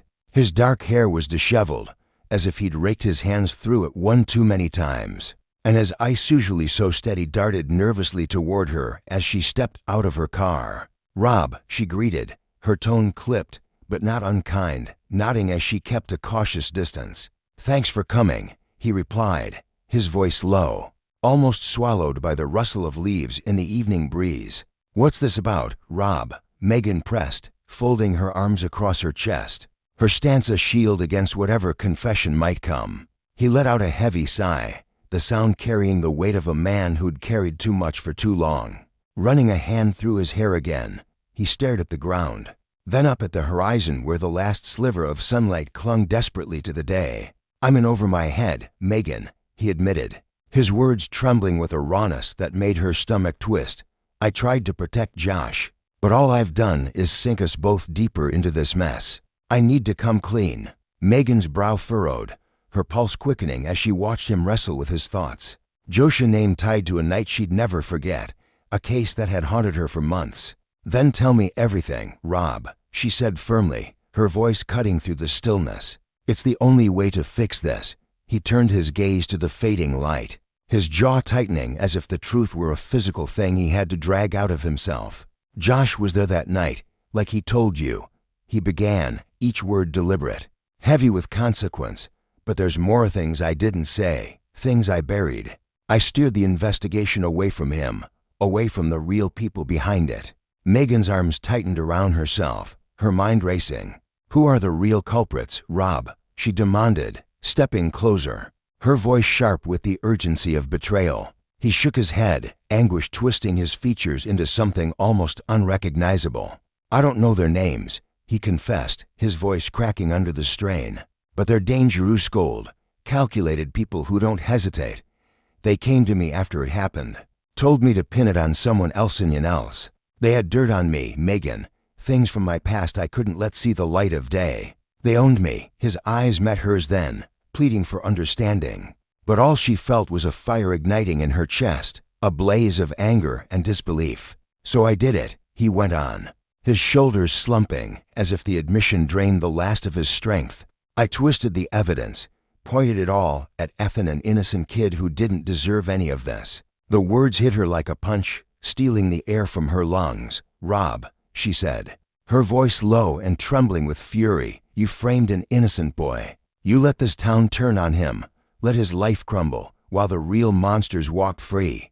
Her hands clenched into fists, nails digging into her palms as she fought to keep her composure. Rob's face crumpled, a broken sound escaping his throat. I know, he choked out, tears glistening in the dim light. I'll never forgive myself. But they had me cornered, me career, my family, everything I've built. I thought I was shielding Josh, saving him from the fallout, but I was just burying us both deeper. I didn't see a way out. Megan took a slow, deliberate breath, the cool air grounding her as she wrestled with the storm inside. Rob, she said at last, her tone steely, you need to go on record. We have to bring these people down and clear Ethan's name for good. He nodded, a flicker of resolve breaking through the despair in his eyes. I'm ready, he said, his voice steadier now. I'll confess, cooperate, do whatever it takes to make this right. As they stood there, the last traces of daylight slipping away, a fragile sense of purpose settled between them. It wasn't the end, not yet, but Rob's choice to step into the light was a crack in the wall of lies, a first step toward justice that had been denied too long. The days that followed were a whirlwind, a tempest of action and revelation that shook Brookville to its core. Rob Davis sat in a stark interrogation room, his hands trembling as he poured out the details of his deception. Each word was a weight lifted, a confession that unraveled a tapestry of corruption he'd helped weave. Megan stood behind the glass, her arms crossed, watching as his testimony gave her team the threads they needed to pull the truth apart. With his help, they tracked down the shadowy figures who'd pulled the strings, a small but ruthless criminal network that had festered in the town's underbelly, orchestrating the attack that had upended Ethan's life and staining Brookville with their unseen crimes. Arrests were made under the cover of night, handcuffs clicking shut on men whose faces were unfamiliar, but whose actions had left scars deep and wide. For Ethan, the news came like a sudden break in a storm that had raged too long. The charges against him dissolved, his name scrubbed clean in the eyes of the law. He stood in his living room, the weight of months of suspicion lifting from his narrow shoulders, while his mother, Susan, clutched him tightly, tears streaming down her weathered cheeks. Relief flooded through them, a tidal wave of emotion that left them breathless. But the wounds of being shunned, of whispers and pointed fingers, lingered like ghosts in their home. The town, once a chorus of condemnation, fractured in the wake of the truth. Some knocked on their door with quiet apologies, heads bowed in shame, while others turned away, their pride too brittle to admit they'd been wrong. Rob faced his reckoning with a quiet dignity that surprised even Megan, suspended from the force. He sat in his small apartment, the badge he'd once worn with pride now a relic on the table. An internal investigation loomed, and whispers of criminal charges circled like vultures, ready to pick apart the life he'd gambled and lost. He thought of his wife, her disappointed silence cutting deeper than any punishment, and of Josh, the boy he'd tried to save, now wrestling with a guilt that mirrored his own. Josh, spared from prosecution for his cooperation, wandered the streets at night, his young face shadowed by the knowledge that his silence had nearly destroyed an innocent life. He avoided mirrors, afraid of the stranger staring back, a boy who'd let fear dictate his choices. Megan felt the victory like a double-edged sword. She'd done her duty, unearthed the truth, and delivered justice to Ethan, but the cost gnawed at her. The police department buzzed with tension. Trust fractured between officers who'd once been a family. Rob's fall cast a long shadow, and the community's faith in them wavered. A wound that wouldn't heal overnight. She sat at her desk late into the night, the glow of her lamp illuminating files and coffee stains, wondering if justice was worth this price if lives it saved weighed against the ones it broke. Ethan tried to stitch his life back together, returning to school where the halls echoed with a mix of hesitant welcomes and awkward silences. Some classmates clapped him on the back, their smiles genuine, while others averted their eyes, uncomfortable with the mirror his return held up to their judgment. Chris, his lanky best friend with a mop of unruly hair, stuck close, a steady presence who'd weathered the worst with him. They'd spent nights in Chris's basement, talking through the chaos when no one else would listen. And now Chris's loyalty shone brighter than ever, a lifeline Ethan clung to. One evening, as the sun dipped below the horizon, Ethan sat with Susan on their weathered porch, the sky awash in hues of pink and orange. The air was cool, carrying the faint hum of crickets, and the town's lights flickered to life in the distance. "Mom," Ethan said, his voice soft, almost lost in the quiet. "Do you think things will ever feel normal again?" Susan sighed, her arms slipping around his shoulders, pulling him close. Her hands, rough from years of work, were warm against his back. "I don't know, sweetheart," she admitted, her gaze fixed on the fading light. "But we're tougher now. We've learned who's really in our corner, and that's something precious." He nodded, leaning into her, grateful for the anchor she'd always been. "I just want to leave it all behind," he murmured. "You will," she promised, her voice firm with a mother's certainty. "It'll take time, but we'll get there together." As darkness settled over Brookville, the twinkling lights below seemed to whisper of resilience, of hope stitched into even the bleakest moments. For Ethan and Susan, it was a fragile peace, a chance to heal and rebuild from the ashes of a truth hard won. Justice had prevailed, its lesson bitter but clear. Power, when twisted, devours the innocent and the guilty alike, but the courage to confront it can light the way forward. In the quiet of that night, they held onto that promise of a new beginning, tentative but real, glowing faintly on the horizon.